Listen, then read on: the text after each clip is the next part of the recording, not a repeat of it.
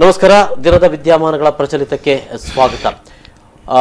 ಒಂದು ಬಹಳ ಮಹತ್ವದ ಘಟನೆಯ ಬಗೆಗೆ ನಾನು ಬೆಳವಣಿಗೆಯ ಬಗೆಗೆ ಇವತ್ತಿನ ಒಂದು ಸಂವಾದವನ್ನು ನಾನು ನಡೆಸ್ತಾ ಇದ್ದೇನೆ. ಅದು ಕಣ್ಣೂರಿನಲ್ಲಿ ಕೇರಳದ 4ನೇ ಅಂತಾರಾಷ್ಟ್ರೀಯ ವಿಮಾನ ನಿಲ್ದಾಣ ನಿರ್ಮಾಣಗೊಂಡಿದೆ.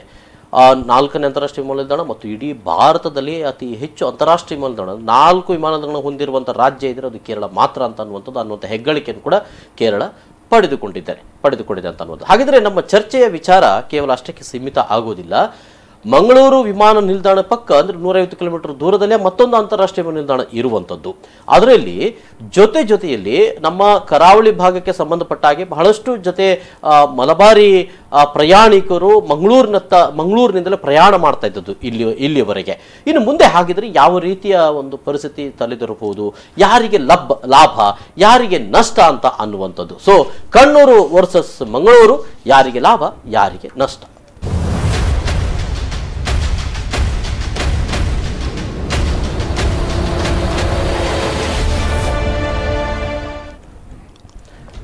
ನಮ್ಮ ಜೊತೆಗೆ ಈ ಒಂದು ವಿಚಾರವಾಗಿ ಸಂವಾದದಲ್ಲಿ ಪಾಲ್ಗೊಳ್ಳಿಕ್ಕಾಗಿ ಪತ್ರಕರ್ತರು ಮತ್ತು ರಾಜಕೀಯ ಮುಖಂಡರಾದಂತಹ ಹರ್ಷದ್ ವರ್ಕಾಡಿ ಅವರಿದ್ದಾರೆ.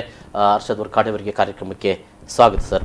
ಅದೇ ರೀತಿಯಲ್ಲಿ ಮಂಗಳೂರಿನ ಸಾಮಾಜಿಕ ಕಾರ್ಯಕರ್ತರು ಜೆರಾರ್ಡ್ ಟವರ್ ಅವರು ಕೂಡ ನಮ್ಮ ಜೊತೆಗಿದ್ದಾರೆ. ಕಾರ್ಯಕ್ರಮಕ್ಕೆ ಸ್ವಾಗತ. ಎಸ್ ಹರ್ಷದ್ ಅವರೇ, ಬಹುಶಃ ಕೇರಳದ ಜನತೆಗೆ ಬಹಳ ಖುಷಿಯಾದ ಸಂಗತಿ ಕೂಡ ಹೌದು. ಕಣ್ಣೂರು ವಿಮಾನ ನಿಲ್ದಾಣಕ್ಕೆ ಸಂಬಂಧಪಟ್ಟ ಹಾಗೆ ಬಹುಶಃ ಇಷ್ಟೊಂದು ಪ್ರಚಾರ ಯಾಕೆ ಕೊಡಲಾಗ್ತಾ ಇದೆ ಅಂತ ಅನ್ನೋದು ಒಂದು, ಜೊತೆಯಲ್ಲಿ ಇದು ಮಹತ್ತರವಾದ ಬೆಳವಣಿಗೆ ಕೂಡ. ಉತ್ತರ ಕೇರಳದ ಅಭಿವೃದ್ಧಿಗೆ ಸಂಬಂಧಪಟ್ಟ ಹಾಗೆ, ಪ್ರವಾಸೋದ್ಯಮಕ್ಕೆ ಸಂಬಂಧಪಟ್ಟ ಹಾಗೆ ಇಡೀ ಕಾಸರಗೋಡು ಮತ್ತು ಕಣ್ಣೂರಿನ ಅಭಿವೃದ್ಧಿ ಕೂಡ ಮಹತ್ವದ ಹೆಜ್ಜೆ ಎನ್ನಲಾಗ್ತಾ ಇದೆ ಅಂತ ಅನ್ನುವಂಥದ್ದು. ಎಷ್ಟು ವರ್ಷಗಳಿಂದ ನಡೀತಾ ಇತ್ತು ಮತ್ತು ಇದರ ಮಹತ್ವ ಏನು ವಿಮಾನ ನಿಲ್ದಾಣದ್ದು? ನೀವು ಮೊದಲು ಹೇಳಿದ ಹಾಗೆ ಇವತ್ತು ಕೇರಳದಲ್ಲಿ ಅತಿ ಒಂದು ಸಣ್ಣ ರಾಜ್ಯವಾದಂತಹ ಕೇರಳದಲ್ಲಿ 4 ಅಂತಾರಾಷ್ಟ್ರೀಯ ವಿಮಾನಗಳು, ಒಂದು ಕಲ್ಲಿಕೋಟೆಯಲ್ಲಿ ಕರಿಪುರ ಅಂತಾರಾಷ್ಟ್ರೀಯ ವಿಮಾನ ನಿಲ್ದಾಣ, ಎರ್ನಾಕುಲಂನ ನೆಡುಂಬಾಶ್ಶೇರಿ ಅಂತಾರಾಷ್ಟ್ರೀಯ ವಿಮಾನ ನಿಲ್ದಾಣ, ತಿರುವನಂತಪುರದ ಅಂತಾರಾಷ್ಟ್ರೀಯ ವಿಮಾನ ನಿಲ್ದಾಣ, ಇದೀಗ ಡಿಸೆಂಬರ್ 9ರಂದು ಲೋಕಾರ್ಪಣೆಗೊಂಡಂತಹ ಕಣ್ಣೂರು ಅಂತಾರಾಷ್ಟ್ರೀಯ ವಿಮಾನ ನಿಲ್ದಾಣ. ಈ 4 ವಿಮಾನ ನಿಲ್ದಾಣಗಳು ಕೂಡ ಅಂತಾರಾಷ್ಟ್ರೀಯ ವಿಮಾನ ನಿಲ್ದಾಣಗಳು. ಕರ್ನಾಟಕಕ್ಕೆ ಹೋಲಿಸಿ ನೋಡಿದರೆ ಭೌಗೋಳಿಕವಾಗಿ ಅತಿ ದೊಡ್ಡ ರಾಜ್ಯವಾಗಿ ಕರ್ನಾಟಕ ಇದೆ. ಅಲ್ಲಿ ಕೇವಲ 2 ಅಂತಾರಾಷ್ಟ್ರೀಯ ವಿಮಾನ ನಿಲ್ದಾಣಗಳು ನಮಗೆ ನೋಡ್ಲಿಕ್ಕೆ ಸಾಧ್ಯವಿರುವಂತಹ. ಆದ್ರೆ ಕೇರಳದಲ್ಲಿ ಯಾಕೆ 4 ಆಯ್ತು ಅಂತ ಹೇಳಿದ್ರೆ, ಕೇರಳ ರಾಜ್ಯದ ಜೊತೆಗೆ ಕೊಲ್ಲಿ ರಾಷ್ಟ್ರಗಳ ಜೊತೆಗೆ ಇರುವಂತಹ ಒಂದು ಸಂಪರ್ಕ. ಕೇರಳದ ಬಹುತೇಕ ಜನರು ಕೊಲ್ಲಿ ರಾಷ್ಟ್ರಗಳಲ್ಲಿ ಇರುವಂತಹದ್ದು. ಇಲ್ಲಿ ಕಣ್ಣೂರಿನ ಅಂತಾರಾಷ್ಟ್ರೀಯ ವಿಮಾನ ನಿಲ್ದಾಣದ ಉದ್ಘಾಟನಾ ಸಮಾರಂಭಕ್ಕೆ ಸುಮಾರು 25,000-50,000 ಜನ ಸೇರ್ತಾರೆ ಅಂತ ಹೇಳಿದರೆ, ಅದನ್ನು ಆ ಊರಿನ ಜನ ಒಂದು ಉತ್ಸವವಾಗಿ ತೆಗೆದುಕೊಂಡಿದ್ದಾರೆ. ಯಾಕೆಂತ ಹೇಳಿದ್ರೆ ಕಣ್ಣೂರಿನಲ್ಲಿ ಒಂದು ವಿಮಾನ ನಿಲ್ದಾಣ ಸ್ಥಾಪನೆಗೊಂಡಿರುವಂಥದ್ದು. ಅವರ ಏನು ಟ್ರೈಲರ್ ಇದೆ, ಅವರ ವಿಮಾನ ನಿಲ್ದಾಣದ ಉದ್ಘಾಟನೆಯ ಪ್ರೊಮೋ ಏನಿದೆ, ಅದರಲ್ಲಿ ಅವರು ಸ್ಪಷ್ಟವಾಗಿ ಹೇಳ್ತಾರೆ, ಕೇರಳ ಮತ್ತು ಕರ್ನಾಟಕದ ಗಡಿ ಪ್ರದೇಶಕ್ಕೆ ಉಪಯೋಗಕರವಾಗುವಂತ ರೀತಿಯಲ್ಲಿ ಈ ವಿಮಾನ ನಿಲ್ದಾಣ ನಿರ್ಮಾಣಗೊಂಡಿದೆ ಅಂತ ಹೇಳಿ. ಸುಮಾರು 2,000 ಎಕರೆಯಷ್ಟು ವಿಸ್ತೀರ್ಣದಲ್ಲಿ 4,000 ಮೀಟರ್ ರನ್ವೇ ಇರುವಂಥದ್ದು. ಬಹುಶಃ ಭಾರತ ದೇಶದಲ್ಲಿ ಕೆಲವು ವಿಮಾನ ನಿಲ್ದಾಣಗಳಲ್ಲಿ ಅತಿ ಹೆಚ್ಚು ಉದ್ದದ ರನ್ವೇ ಇರುವಂತದ್ದು. ಅದರಲ್ಲಿ ಕಣ್ಣೂರು ವಿಮಾನ ನಿಲ್ದಾಣ ಒಂದು. ಹಾಗಿರುವಾಗ ಕಣ್ಣೂರಿನಲ್ಲಿ ಸ್ಥಾಪನೆಗೊಂಡಂತಹ ವಿಮಾನ ನಿಲ್ದಾಣವನ್ನು ಅತಿ ಹೆಚ್ಚು ಭವ್ಯ ಹೃದಯದಿಂದ ಸ್ವಾಗತಿಸಿರುವುದು ಕಾಸರಗೋಡು. ಕಲ್ಲಿಕೋಟೆಗೆ ಕಂಪೇರ್ ಮಾಡಿದ್ರೆ ಹಾಗಿದ್ರೆ ಕಣ್ಣೂರು ವಿಮಾನ ನಿಲ್ದಾಣ ಇನ್ನೂ ಖಂಡಿತ ಆಧುನಿಕ ತಂತ್ರಜ್ಞಾನಗಳನ್ನು ಬಳಸಿ ಆಧುನಿಕ ವ್ಯವಸ್ಥೆಗಳು ಕೂಡ ಕಣ್ಣೂರು ಅಂತಾರಾಷ್ಟ್ರೀಯ ವಿಮಾನ ನಿಲ್ದಾಣದಲ್ಲಿ ಇದೆ. ಕಣ್ಣೂರು ಅಂತಾರಾಷ್ಟ್ರೀಯ ವಿಮಾನ ನಿಲ್ದಾಣ ಡಿಸೆಂಬರ್ 9ರಂದು ಉದ್ಘಾಟನೆಗೊಂಡಾಗ ಅದರಲ್ಲಿ ಹೆಚ್ಚು ಸಂಭ್ರಮ ಪಡೆದವರು ಕಾಸರಗೋಡಿನ ಜನರು. ಯಾಕೆಂತ ಹೇಳಿದ್ರೆ ಕಾಸರಗೋಡಿನ ಜನರಿಗೆ ಬಹಳ ಒಂದು ನಿಕಟವಾಗಿರುವಂತಹ ಇದು ವಿಮಾನ ನಿಲ್ದಾಣವಾಯಿತು. ಜೊತೆಗೆ ಫ್ರೆಂಡ್ಲಿ ಆಗಿರುವಂತದ್ದು. ಅಂದ್ರೆ ಜನರು ಇಲ್ಲಿನ ಕಾಸರಗೋಡಿನ ಪ್ರಯಾಣಿಕರೇನಿದ್ದಾರೆ, ಆ ಪ್ರಯಾಣಿಕರಿಗೆ ಒಂದು ಅಗತ್ಯತೆ ಇತ್ತು ಕಣ್ಣೂರು ವಿಮಾನ ನಿಲ್ದಾಣ. ಆ ಅಗತ್ಯತೆ ಏನಂತ ಹೇಳಿದ್ರೆ, ಮಂಗಳೂರು ವಿಮಾನ ನಿಲ್ದಾಣದ ಪರಿಸ್ಥಿತಿಯನ್ನು ನೋಡಿದ್ರೆ ಕಣ್ಣೂರು ವಿಮಾನ ನಿಲ್ದಾಣ ಆಗಬೇಕು ಅಂತ ಹೇಳಿ ಕಾಸರಗೋಡಿನ ಜನತೆ ಬಹುಕಾಲದ ಕನಸಾಗಿತ್ತು. ಆ ಕನಸಿಗೆ ನನಸಾಗ್ತಾ ಇದೆ. ಅದು ಯಾಕೆ ಮಂಗಳೂರಿನಲ್ಲಿ ಈ ತರ ಆಯ್ತಂತ ಹೇಳಿದ್ರೆ, ಮಂಗಳೂರಿನ ಪರಿಸ್ಥಿತಿ ಆಗಿತ್ತು. ಮಂಗಳೂರಿನಲ್ಲಿ ಯಾವ ರೀತಿಯಲ್ಲಿ ಕಾಸರಗೋಡು ಭಾಗದಿಂದ ಬರುವಂತ. ಇನ್ನೊಂದು ಪ್ರಶ್ನೆ ನಡುವೆ, ಕಣ್ಣೂರು ವಿಮಾನ ನಿಲ್ದಾಣ ಆಗುವ ಸಂದರ್ಭ ಕಲ್ಲಿಕೋಟೆಯಲ್ಲಿ ಕೂಡ ಅಂತಾರಾಷ್ಟ್ರೀಯ ವಿಮಾನ ನಿಲ್ದಾಣ ಇರುವಂತದ್ದು. ಇದು ಕಲ್ಲಿಕೋಟೆಗೂ ಕೂಡ ಪೆಟ್ಟಾಗುವುದಿಲ್ವೇ? ಕಲ್ಲಿಕೋಟೆಗೆ ಪೆಟ್ಟಾಗುವಂಥದ್ದು ನಾನು ಇಲ್ಲಿ ಹೇಳುವಂಥದ್ದು, ಬಹುತೇಕ ಕೇರಳದ ಜನರು ತಮ್ಮ ಟೆರಿಟೋರಿಯಲ್ ಹತ್ತಿರ ಏನಿದೆ ಆ ವಿಮಾನ ನಿಲ್ದಾಣವನ್ನು ಅವಲಂಬಿಸಿಕೊಂಡಿರ್ತಾರೆ. ಕಲ್ಲಿಕೋಟೆ ವಿಮಾನ ನಿಲ್ದಾಣಕ್ಕೆ ಬಹಳಷ್ಟು ಅಂತರ ಇದೆ. ಮಂಗಳೂರು ವಿಮಾನ ನಿಲ್ದಾಣಕ್ಕೆ ನೋಡುವ ಕಾಸರಗೋಡಿನಿಂದ ಮತ್ತು ಕಣ್ಣೂರು ವಿಮಾನ ನಿಲ್ದಾಣಕ್ಕೆ ಇರುವಂತಹ ದೂರ, ಕಾಸರಗೋಡಿನಿಂದ ಮಂಗಳೂರು ವಿಮಾನ ನಿಲ್ದಾಣಕ್ಕೆ ದೂರ ನೋಡಿ. ಆ ದೂರಕ್ಕಿಂತಲೂ ಮಿಗಿಲಾಗಿ ಇಲ್ಲಿ ಕಾಸರಗೋಡಿನ ಜನರು ಯಾಕೆ ಸಂಭ್ರಮಿಸ್ತಿದ್ದಾರೆ ಅಂತ ಹೇಳಿದ್ರೆ, ದೂರವಾದರೂ ಪರವಾಗಿಲ್ಲ, ನಮ್ಗೆ ಕಣ್ಣೂರು ವಿಮಾನ ನಿಲ್ದಾಣ 60 ಕಿಲೋಮೀಟರ್ ಮಂಗಳೂರಿನಿಂದ ಕಣ್ಣೂರು ಖಂಡಿತವಾಗಿದೆ. ಕಾಸರಗೋಡಿನಿಂದ ಮಂಗಳೂರಿಗೆ 60 ಕಿಲೋಮೀಟರ್ ಇರುವಂತದ್ದು. ಆದ್ರೆ ಅದೇ ಕಾಸರಗೋಡಿನಿಂದ ಕಣ್ಣೂರಿಗೆ 100 ಕಿಲೋಮೀಟರ್ ಇದ್ರೂ ಕೂಡ ಕಾಸರಗೋಡಿನ ಜನರಿಗೆ ಸೇಫ್ಟಿ ಒಂದು ಪ್ರಯಾಣ ಬೇಕು, ಭದ್ರತೆಯ ಒಂದು ಪ್ರಯಾಣ ಬೇಕು, ಕಿರುಕುಳ ಇಲ್ಲದ ಒಂದು ಪ್ರಯಾಣ ಬೇಕು. ಆ ಪ್ರಯಾಣಕ್ಕೋಸ್ಕರ ಕಾಸರಗೋಡಿನ ಜನತೆ ಬೇಡಿಕೆ ಏನಿತ್ತು ಅಂತ ಹೇಳಿದ್ರೆ ಕಣ್ಣೂರು ವಿಮಾನ ನಿಲ್ದಾಣ ಪ್ರಾರಂಭ ಆಗಿದೆ. ಕಲ್ಲಿಕೋಟೆಯಿಂದ ಕಣ್ಣೂರಿಗೆ ಎಷ್ಟು ದೂರ? ಕಲ್ಲಿಕೋಟೆಯಿಂದ ಕಣ್ಣೂರಿಗೆ ಸುಮಾರು 200 ಕಿಲೋಮೀಟರ್ ಡಿಫರೆನ್ಸ್ ಬಂದ್ರು ಕೂಡ ಅದರಲ್ಲಿ ಅದರೊಳಗಿನ ಸಮಸ್ಯೆ, ಅಲ್ಲಿ ಕಲ್ಲಿಕೋಟೆಯ ವಿಮಾನ ನಿಲ್ದಾಣದಲ್ಲಿ ಸಮಸ್ಯೆಗಳಿಲ್ಲ. ಸಮಸ್ಯೆಗಳು ಬಹುತೇಕ ಕಾಸರಗೋಡಿನ ಗಡಿ ಪ್ರದೇಶದಲ್ಲಿರುವ ಜನರಿಗೆ ಇರುವಂತದ್ದು ಮಂಗಳೂರು ವಿಮಾನ ನಿಲ್ದಾಣದಲ್ಲಿರುವಂತಹ ಸಮಸ್ಯೆಗಳು. ಆ ಸಮಸ್ಯೆಗಳಿಂದಾಗಿದೆ ಕಾಸರಗೋಡಿನ ಜನರು ಬಹುತೇಕ ಮಂದಿ ಕಲ್ಲಿಕೋಟೆಯಲ್ಲಿ ಮಂಗಳೂರು ವಿಮಾನಕ್ಕೆ ಬರ್ತಾ ಇರಲಿಲ್ಲ. ಮಂಗಳೂರು ವಿಮಾನ ನಿಲ್ದಾಣ ಇದ್ರೂ ಕೂಡ ಕಾಸರಗೋಡಿನ ಬಹುತೇಕ ಜನರು ಕಲ್ಲಿಕೋಟೆ ವಿಮಾನ ನಿಲ್ದಾಣವನ್ನು ಅವಲಂಬಿಸ್ತಾ ಇದ್ರು, ನೀವು ನೋಡಿರ್ಬೋದು. ಅದು ಕೂಡ ಗಮನಿಸಬೇಕಾದ ಅಂಶ. ಹಾಗಾಗಿ ಕಲ್ಲಿಕಟ್ಟೆಗೆ ಈ ಒತ್ತಡ ಕಡಿಮೆ ಆಗ್ತದೆ. ಖಂಡಿತವಾಗಿ ಈ ಒತ್ತಡ ಕಡಿಮೆ ಆಗ್ತದೆ. ಹಾಗಂತ ವಿಮಾನಗಳು ಕಡಿಮೆ ಆಗುದಿಲ್ಲ, ಖಂಡಿತವಾಗಿ ಆಗುದಿಲ್ಲ, ಯಾವ ಕಾರಣಕ್ಕೂ ಆಗುದಿಲ್ಲ. ಸೊ ಕಣ್ಣೂರಿನ ವಿಮಾನ ನಿಲ್ದಾಣ ಆರಂಭಗೊಳ್ಳಿಕ್ಕೆ ಕಾಸರಗೋಡು ಜನರ ಒಕ್ಕರಳ ಬೇಡಿಕೆ ಕೂಡ ಖಂಡಿತವಾಗಿ ಕಾಸರಗೋಡು ಮತ್ತು ಕಣ್ಣೂರಿನ ಜನರ ಬೇಡಿಕೆ. ಕಣ್ಣೂರಿನ ಜನರು ಮಂಗಳೂರು ವಿಮಾನ ನಿಲ್ದಾಣಕ್ಕೆ ಎಷ್ಟು ದೂರ ಬರಬೇಕು ಅಷ್ಟೇ ದೂರ ಕಲ್ಲಿಕೋಟೆ ವಿಮಾನ ನಿಲ್ದಾಣಕ್ಕೂ ಹೋಗಬೇಕಾಗಿತ್ತು. ಈಗ ಏನಾಗಿದೆ ಅಂದ್ರೆ ಕಣ್ಣೂರಿನಲ್ಲಿ ವಿಮಾನ ನಿಲ್ದಾಣ ಆದ ಕಾರಣ ಮಂಗಳೂರು ವಿಮಾನ ಮಾರ್ಗದ ಮೂಲಕ ಬರುವವರು ಕಲ್ಲಿಕೋಟೆ ವಿಮಾನ ಮಾರ್ಗದ ಬರುವವರಿಗೆ ಅದು ಸುಲಭ ಆಯಿತು. ಹಾಗಿರುವಾಗ ಜೊತೆಗೆ ಮಟ್ಟನೂರು, ಈ ಕಣ್ಣೂರು ವಿಮಾನ ನಿಲ್ದಾಣ ಇರೋದು ಮೂರ್ಖಂಪಾರ ಅಂತ ಹೇಳೋ ಜಾಗದಲ್ಲಿರುವಂತದ್ದು, ಅದು ಮಟ್ಟನೂರು ಕ್ಷೇತ್ರ. ಆ ಮಟ್ಟನೂರಿಂದ ನಮಗೆ ಮಡಿಕೇರಿಗೂ ಕೂರ್ಗು ಕೊಡಗು ಪ್ರದೇಶಗಳಿರುವಂತಹ ಪ್ರವಾಸಿಗಳಿಗೂ ಬಹಳ ಉಪಯೋಗ ಆಗ್ತದೆ. ಇಲ್ಲಿ ಇದರಿಂದ ಕಣ್ಣನೂರಿನಿಂದ ಎಷ್ಟು ಕಿಲೋಮೀಟರ್ ದೂರ ಆಗ್ತದೆ ವಿಮಾನ ನಿಲ್ದಾಣಕ್ಕೆ? ಪೇಟೆಯಿಂದ 16 ಕಿಲೋಮೀಟರ್ ಬರ್ತದೆ. ಕಣ್ಣೂರು ಪೇಟೆಯಿಂದ 16 ಕಿಲೋಮೀಟರ್ ದೂರ ಅಷ್ಟೇ. ಮಂಗಳೂರು ಬಜ್ಪೆ ಏರ್ಪೋರ್ಟ್ಗೆ ದೂರ ಆಗ್ತದೆ 16-20. ಎಸ್, ಓಕೆ ಜೆರಾರ್ಡ್ ಅವರೇ, ಬಹುಶಃ ಕಣ್ಣನೂರು ವಿಮಾನ ನಿಲ್ದಾಣ ಹಲವು ವರ್ಷಗಳ ಹಿಂದೆ ನಾವೆಲ್ಲ ಕೇಳ್ತಾ ಇದ್ವಿ, ಆಗ್ತದಂತೆ ಅಲ್ಲೊಂದು ಅಂತಾರಾಷ್ಟ್ರೀಯ ವಿಮಾನ ನಿಲ್ದಾಣ ಆಗ್ತದೆ ಅಂತ ಅನ್ನುವಂಥದ್ದು. ಸೊ ಏನೇ ಇರಲಿ, ಸೊ ಈ ಒಂದು ರೀತಿಯಲ್ಲಿ ಇದಕ್ಕೊಂದು ಮಹತ್ವ ಬರ್ತದಂತ ಯಾರು ಕೂಡ ಅಂದುಕೊಂಡಿರಲಿಲ್ಲ. ಮಂಗಳೂರಿಗೂ ಕೂಡ ಬಹಳ ವಿಶೇಷವಾದಂಥ ಮಹತ್ವ ಕೊಡಲಾಗ್ತಾ ಇದೆ ಅಂತ ನಾವೀಗ ನೋಡ್ತಾ ಇರುವಾಗ ಅನಿಸ್ತಾ ಇರುವಂಥದ್ದು. ಏನು ಹೇಳ್ತೀರಿ? ನಾನು ನಂದೇ ವಿಶ್ಲೇಷಣೆ ಹೇಳ್ತೇನೆ. ಕಣ್ಣನೂರು ಏರ್ಪೋರ್ಟ್ ಇದು ಬಗ್ಗೆ ಕೇರಳದವರೇ ಅದರ ಬಗ್ಗೆ ಆಲೋಚನೆ ಮಾಡುವ ಮೊದಲು ನಾನೊಂದು ಮಾತು ನನ್ನ ಫ್ರೆಂಡ್ಸ್ ಒಳಗೆ ನಾನು ಹಂಚಿದ್ದೆ. ನಂದು ಕೆಲವು ಹೇಳಿದರೆ ಈ ಜ್ಯೋತಿಷ್ಯ ಶಾಸ್ತ್ರಿಗಳು ಏನು ಹೇಳ್ತಾರಲ್ಲ, ಅದೇ ರೀತಿ ದೇವರು ನನಗೆ ಒಂದು ಕೆಲವು ಡ್ರೀಮ್ಸ್ ಕೊಟ್ಟಿದ್ದಾರೆ, ಏನಾಗ್ತದೆ ಅಂತೇಳಿ ಮೊದಲೇ ಗೊತ್ತಿರುವಂಥದ್ದು. ಅದು ಈಗ ಈ ಕಾರ್ಯಕ್ರಮದಲ್ಲಿ ಹೇಳಲಿಕ್ಕೆ ಆಗೋದಿಲ್ಲ. ನಾನು ಕೆಲವು ವಿಚಾರಗಳನ್ನು ನನಗೆ 20-25 ವರ್ಷಗಳ ಮೊದಲೇ ಗೊತ್ತಾಗ್ತದೆ. ನಾನು ನನ್ನ ಫ್ರೆಂಡ್ಸ್ನವರೊಟ್ಟಿಗೆ ನಾನೊಂದು ಮಾತು ಹೇಳಿದ್ದೆ. ಒಂದು ಸಂದರ್ಭ ಉಂಟು, ನನಗೆ ಒಂದು ನನ್ನ ಮೆದುಳಿನ ಒಂದು ಕಾರ್ನರಲ್ಲಿ ಒಂದು ಫ್ಲಾಶ್ ಆಗ್ತಾ ಇದೆ. ನಮಗೆ ಹತ್ತಿರವಾಗಿ ಇನ್ನೊಂದು ಕೇರಳದಲ್ಲಿ ವಿಮಾನ ನಿಲ್ದಾಣ ಆಗ್ತದೆ.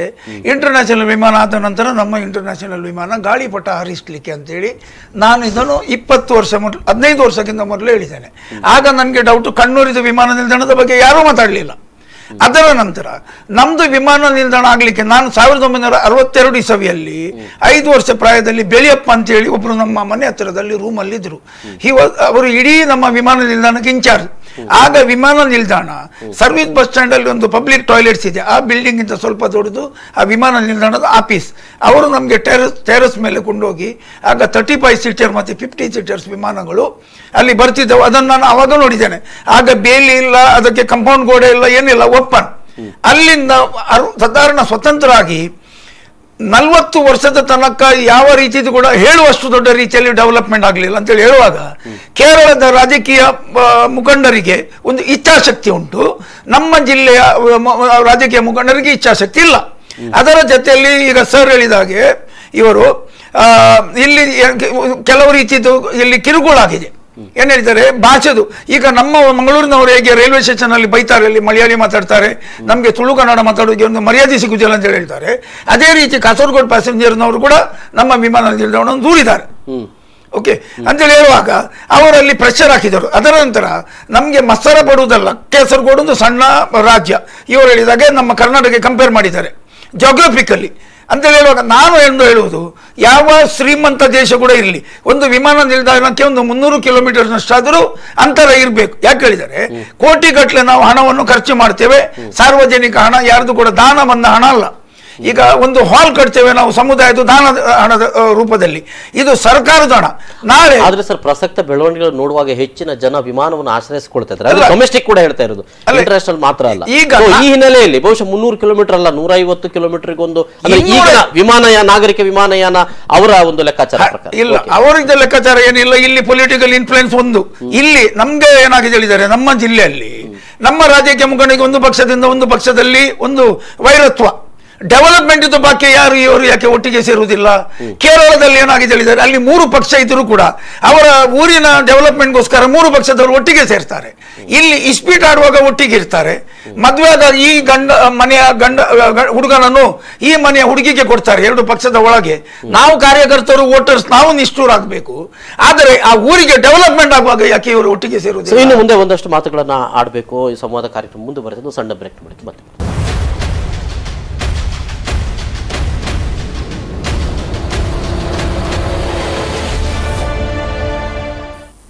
ಮಂಗಳೂರು ವರ್ಸಸ್ ಕಣ್ಣೂರು, ಯಾರಿಗೆ ಲಾಭ ಯಾರಿಗೆ ನಷ್ಟ?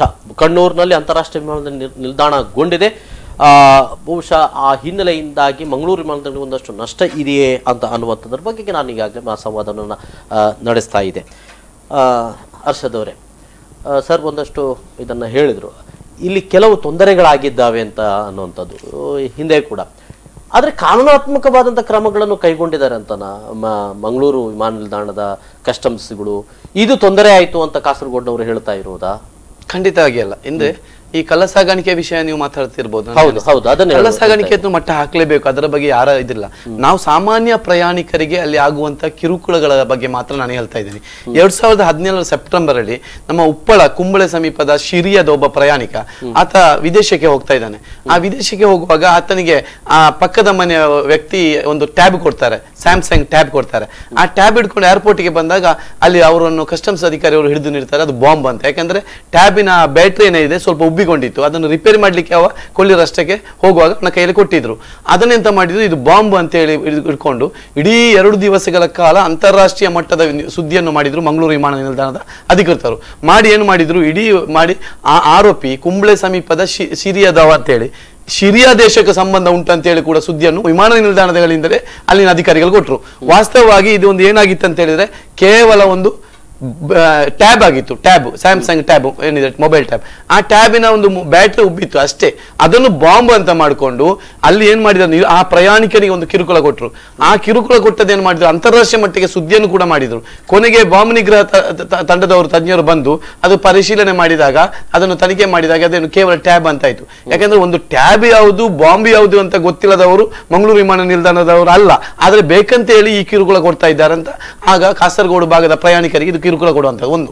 ಎರಡನೇದಾಗಿ, ಕಳೆದ ವರ್ಷ ಇದೇ ತರ ಕುಂಜತ್ತೂರಿನ ಒಬ್ಬ ಅಬ್ದುಲ್ ಖಾದರ್ ಎಂಬಂತ ಒಬ್ಬ ಯುವಕ ತನ್ನ ಕುಟುಂಬದ ಜೊತೆ ಏರ್ಪೋರ್ಟ್ಗೆ ಬಂದ. ಬರುವಾಗ ಎಂತ ಮಾಡಿದ್ರು ಅಂತ ಹೇಳಿದ್ರೆ, ಆತನ ಪಾಸ್ಪೋರ್ಟ್ ಹರಿದು, ಅಂದ್ರೆ ಇವರ ಮುಂದೆ ಹರಿದು ಅಂತ ಘಟನೆ, ಈ ಹರಿದು ನಿನಗೆ ಹೋಗ್ಲಿಕ್ಕೆ ಆಗುದಿಲ್ಲ ಅಂತ ಹೇಳಿದ್ರು. ಆತನಿಗೆ ಹೋಗ್ಲಿಕ್ಕೆ ಬಿಡ್ಲೇ ಇಲ್ಲ. ಕೊನೆಗೆ ಏನಾಯ್ತು, ಆತ ಮರು ದಿವಸ ಬೆಳಿಗ್ಗೆ ಕಲ್ಲಿಕೋಟೆ ವಿಮಾನ ನಿಲ್ದಾಣಕ್ಕೆ ಹೋಗಿ ಅಲ್ಲಿಂದ ಕತ್ತರಿಗೆ ಹೋದ. ಹಾಗಾದ್ರೆ ಮಂಗಳೂರು ವಿಮಾನ ನಿಲ್ದಾಣಕ್ಕೆ 1 ದಿವಸ ಮೊದಲು ಹೋಗಿ ಆತನಿಗೆ ತೊಂದರೆ ಕೊಟ್ಟರು.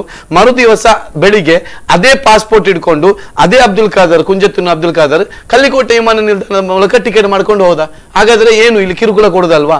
ಅದೇ ರೀತಿ ಒಂದು ಕ್ರಿಶ್ಚಿಯನ್ ವ್ಯಕ್ತಿ ಒಬ್ಬ ಪ್ರಯಾಣಿಕನಿಗೆ, ಅದ ಹೆಸರು ನನಗೆ ನೆನಪಿಲ್ಲ, ಅವರಿಗೂ ಕೂಡ ಅಲ್ಲಿ ಕಿರುಕುಳವನ್ನು ಕೊಟ್ಟಿದ್ದಾರೆ, ಲಗೇಜಿನ ವಿಷಯದಲ್ಲಿ ಕಿರುಕುಳವನ್ನು ಕೊಟ್ಟಿದ್ದಾರೆ. ಯಾಕೆಂತಂದ್ರೆ ಪ್ರಯಾಣಿಕರ passenger friendly airport Mangaluru airport ಅಲ್ವೇ ಅಲ್ಲ. ನಿಜವಾಗಿ ಹೇಳ್ತೇನೆ ಅಂದ್ರೆ ಅಲ್ಲ. ಯಾಕಂದ್ರೆ ಕಳ್ಳ ಸಾಗಾಣಿಕೆ ಅವರನ್ನು ಮಟ್ಟ ಹಾಕ್ಲಿ, ಅದಕ್ಕೆ ಯಾರು ಕೂಡ ಅಬ್ಜೆಕ್ಷನ್ ಮಾಡೋದಿಲ್ಲ. ಆ ಹೆಸರಿನಲ್ಲಿ ಅಮಾಯಕ ಪ್ರಯಾಣಿಕರಿಗೆ ಕಿರುಕುಳ ಕೊಡುವಂಥದ್ದು ಮಂಗಳೂರು ವಿಮಾನ ನಿಲ್ದಾಣದಲ್ಲಿ ದಶಕಗಳಿಂದ ನಡೀತಾ ಇದೆ. 1951 ಡಿಸೆಂಬರ್ ಅಲ್ಲಿ ಪಂಡಿತ್ ಜವಾಹರ್ಲಾಲ್ ನೆಹರು ಅವರು ಮಂಗಳೂರು ವಿಮಾನ ನಿಲ್ದಾಣಕ್ಕೆ ಚಾಲನೆ ಕೊಟ್ಟಿರುವಂತದ್ದು. ಅದರ ಬಳಿಕ 2010 ತನಕ ಆ ವಿಮಾನ ನಿಲ್ದಾಣ ಯಾವುದೇ ಪುರೋಗತಿಯನ್ನು ಪಡೆಯಲಿಲ್ಲ. ಅದು ಟೇಬಲ್ ಟಾಪ್ ಏರ್ಪೋರ್ಟ್ ಆಗಿ ಅತ್ಯಂತ ಅಪಾಯಕಾರಿ ಏರ್ಪೋರ್ಟ್ ಆಗಿ ನಮ್ಮ ಮುಂದೆ ಇತ್ತು. ಆ ಬಳಿಕ ಅಲ್ಲಿ ವಿಮಾನ ದುರಂತ ಕೂಡ ಆಯ್ತು. ಆಯ್ತು. ಆ ಬಳಿಕ 2010ರಲ್ಲಿ ಅಂದಿನ ಕೇಂದ್ರ ಸಚಿವರಾದಂತಹ ವಿಮಾನಯಾನ ಸಚಿವರಾದಂತಹ ಪ್ರಫುಲ್ ಪಟೇಲ್ ರವರ ಸಾರಥ್ಯದಲ್ಲಿ ಅಲ್ಲಿ ಬಂದು ಆ ವಿಮಾನ ನಿಲ್ದಾಣಕ್ಕೆ ಒಂದು ಹೊಸ ರನ್ವೇ ಮಾಡುವ ಮೂಲಕ ಒಂದು ಹೊಸ ಮುಹೂರ್ತ ರೂಪವನ್ನು ಕೊಡಲಾಯಿತು. ಆದ್ರೂ ಕೂಡ ಅದರ ಬಳಿಕ ಆದ್ರೂ ಪ್ರಯಾಣಿಕರಿಗೆ ಒಂದು ಒಳ್ಳೆಯ ಸೌಲಭ್ಯ ಸಿಗ್ಬೋದಂತ ಎಲ್ಲರೂ ಭಾವಿಸಿದ್ರು.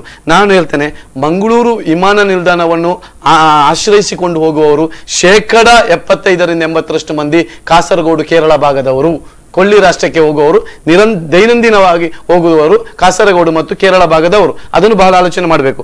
ಹಾಗಾದ್ರೆ ಅವರಿಗೆ ನಿರಂತರವಾದ ಕಿರುಕುಳ ಇಲ್ಲಿ ಕೊಡುವಾಗ ಅವರ ಪ್ರಾರ್ಥನೆ ಇತ್ತು, ನಮಗೆ ಕಣ್ಣೂರಿನಲ್ಲಿ ಒಂದು ವಿಮಾನ ನಿಲ್ದಾಣ ಪ್ರಾಜೆಕ್ಟ್ ಯಾವಾಗ ಇತ್ತು ಅದು ಕೂಡಲೇ ಸಾಫಲ್ಯಗೊಳ್ಬೇಕು, ಸಾರ್ಥಕಗೊಳ್ಬೇಕಂತೇಳಿ ಆ ಪ್ರಾರ್ಥನೆ ಇತ್ತು. ಇವತ್ತು ಡಿಸೆಂಬರ್ 9ರಂದು ಅದು ಲೋಕಾರ್ಪಣೆಗೊಂಡಿದೆ. ಇಡೀ ಕಾಸರಗೋಡಿನ ಜನರು ಸಂಭ್ರಮಿಸಿದ್ದಾರೆ. ಯಾವುದೇ ರೀತಿಯ ತೊಂದರೆಗಳನ್ನು ಅವರು ಖಂಡಿತ ಸಿಗ್ಲಿಕ್ಕಿಲ್ಲ ಅಂತ ಭರವಸೆ. ಕಣ್ಣೂರು ವಿಮಾನ ನಿಲ್ದಾಣದ ವ್ಯವಸ್ಥೆ ನೋಡುವಾಗ, ಕಣ್ಣೂರು ವಿಮಾನ ನಿಲ್ದಾಣದ ಈಗಿನ ಸ್ಟ್ರಕ್ಚರ್ ನೋಡುವಾಗ ಖಂಡಿತ ಗೊತ್ತಾಗ್ತದೆ. ಹಾಗಿರುವಾಗ ಇದರಲ್ಲಿ ಅತಿ ಹೆಚ್ಚು ಸಂಭ್ರಮ ಪಡುವವರು ಕಾಸರಗೋಡು ಮತ್ತು ಕಣ್ಣೂರಿನ ಜನತೆ.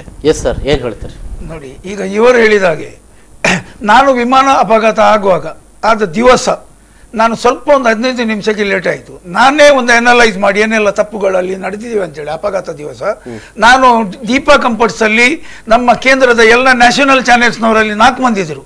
ನಾನು ಅವರಿಗೆ ಭೇಟಿ ಆಗ್ಲಿಕ್ಕೆ ಹೋದಿದ್ದು. ಒಂದು ಚಾನೆಲ್ನವರ ಸರ್ ನನಗೆ ಮಾತಾಡಲಿಕ್ಕೆ ಅವಕಾಶ ಸಿಕ್ಕಿದ್ದು.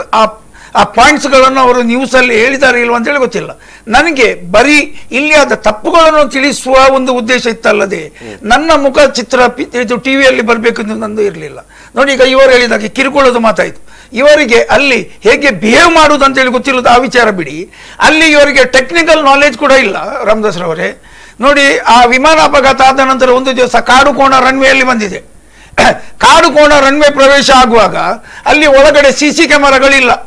ಟೆರರಿಸ್ಟ್ನವರು ಗನ್ ಹಿಡ್ಕೊಂಡು ಅಥವಾ ಬಾಂಬ್ ಹಿಡ್ಕೊಂಡು ಇವರು ಮೊಬೈಲ್ಗೆ ಬಾಂಬ್ ಹೇಳಿದ್ದಾರೆ. ಇಲ್ಲಿ ನಿಜ ಟೆರರಿಸ್ಟ್ ಅಲ್ಲಿ ವಿಮಾನ ನಿಲ್ದಾಣಕ್ಕೆ ಬಂದರೆ ನೋಡುವ ಗತಿ ಇಲ್ಲ. ವಿಮಾನ ಬಿದ್ದ ದಿವಸ ಬೈಕಿನಲ್ಲಿ ಹೋಗುವ, ರಸ್ತೆಯಲ್ಲಿ ಹೋಗುವವರು ವಿಮಾನ ನಿಲ್ದಾಣದ ಅಲ್ಲಿ ಹೋಗಿ ಇನ್ಫಾರ್ಮೇಶನ್ ಸೆಂಟ್ರಿಗೆ ಅಲ್ಲಿ ಹೋಗಿ ಇನ್ಫಾರ್ಮೇಶನ್ ಕೊಡ್ತಾರೆ, ನಿಮ್ಮ ವಿಮಾನ ಬಿದ್ದಿದೆ.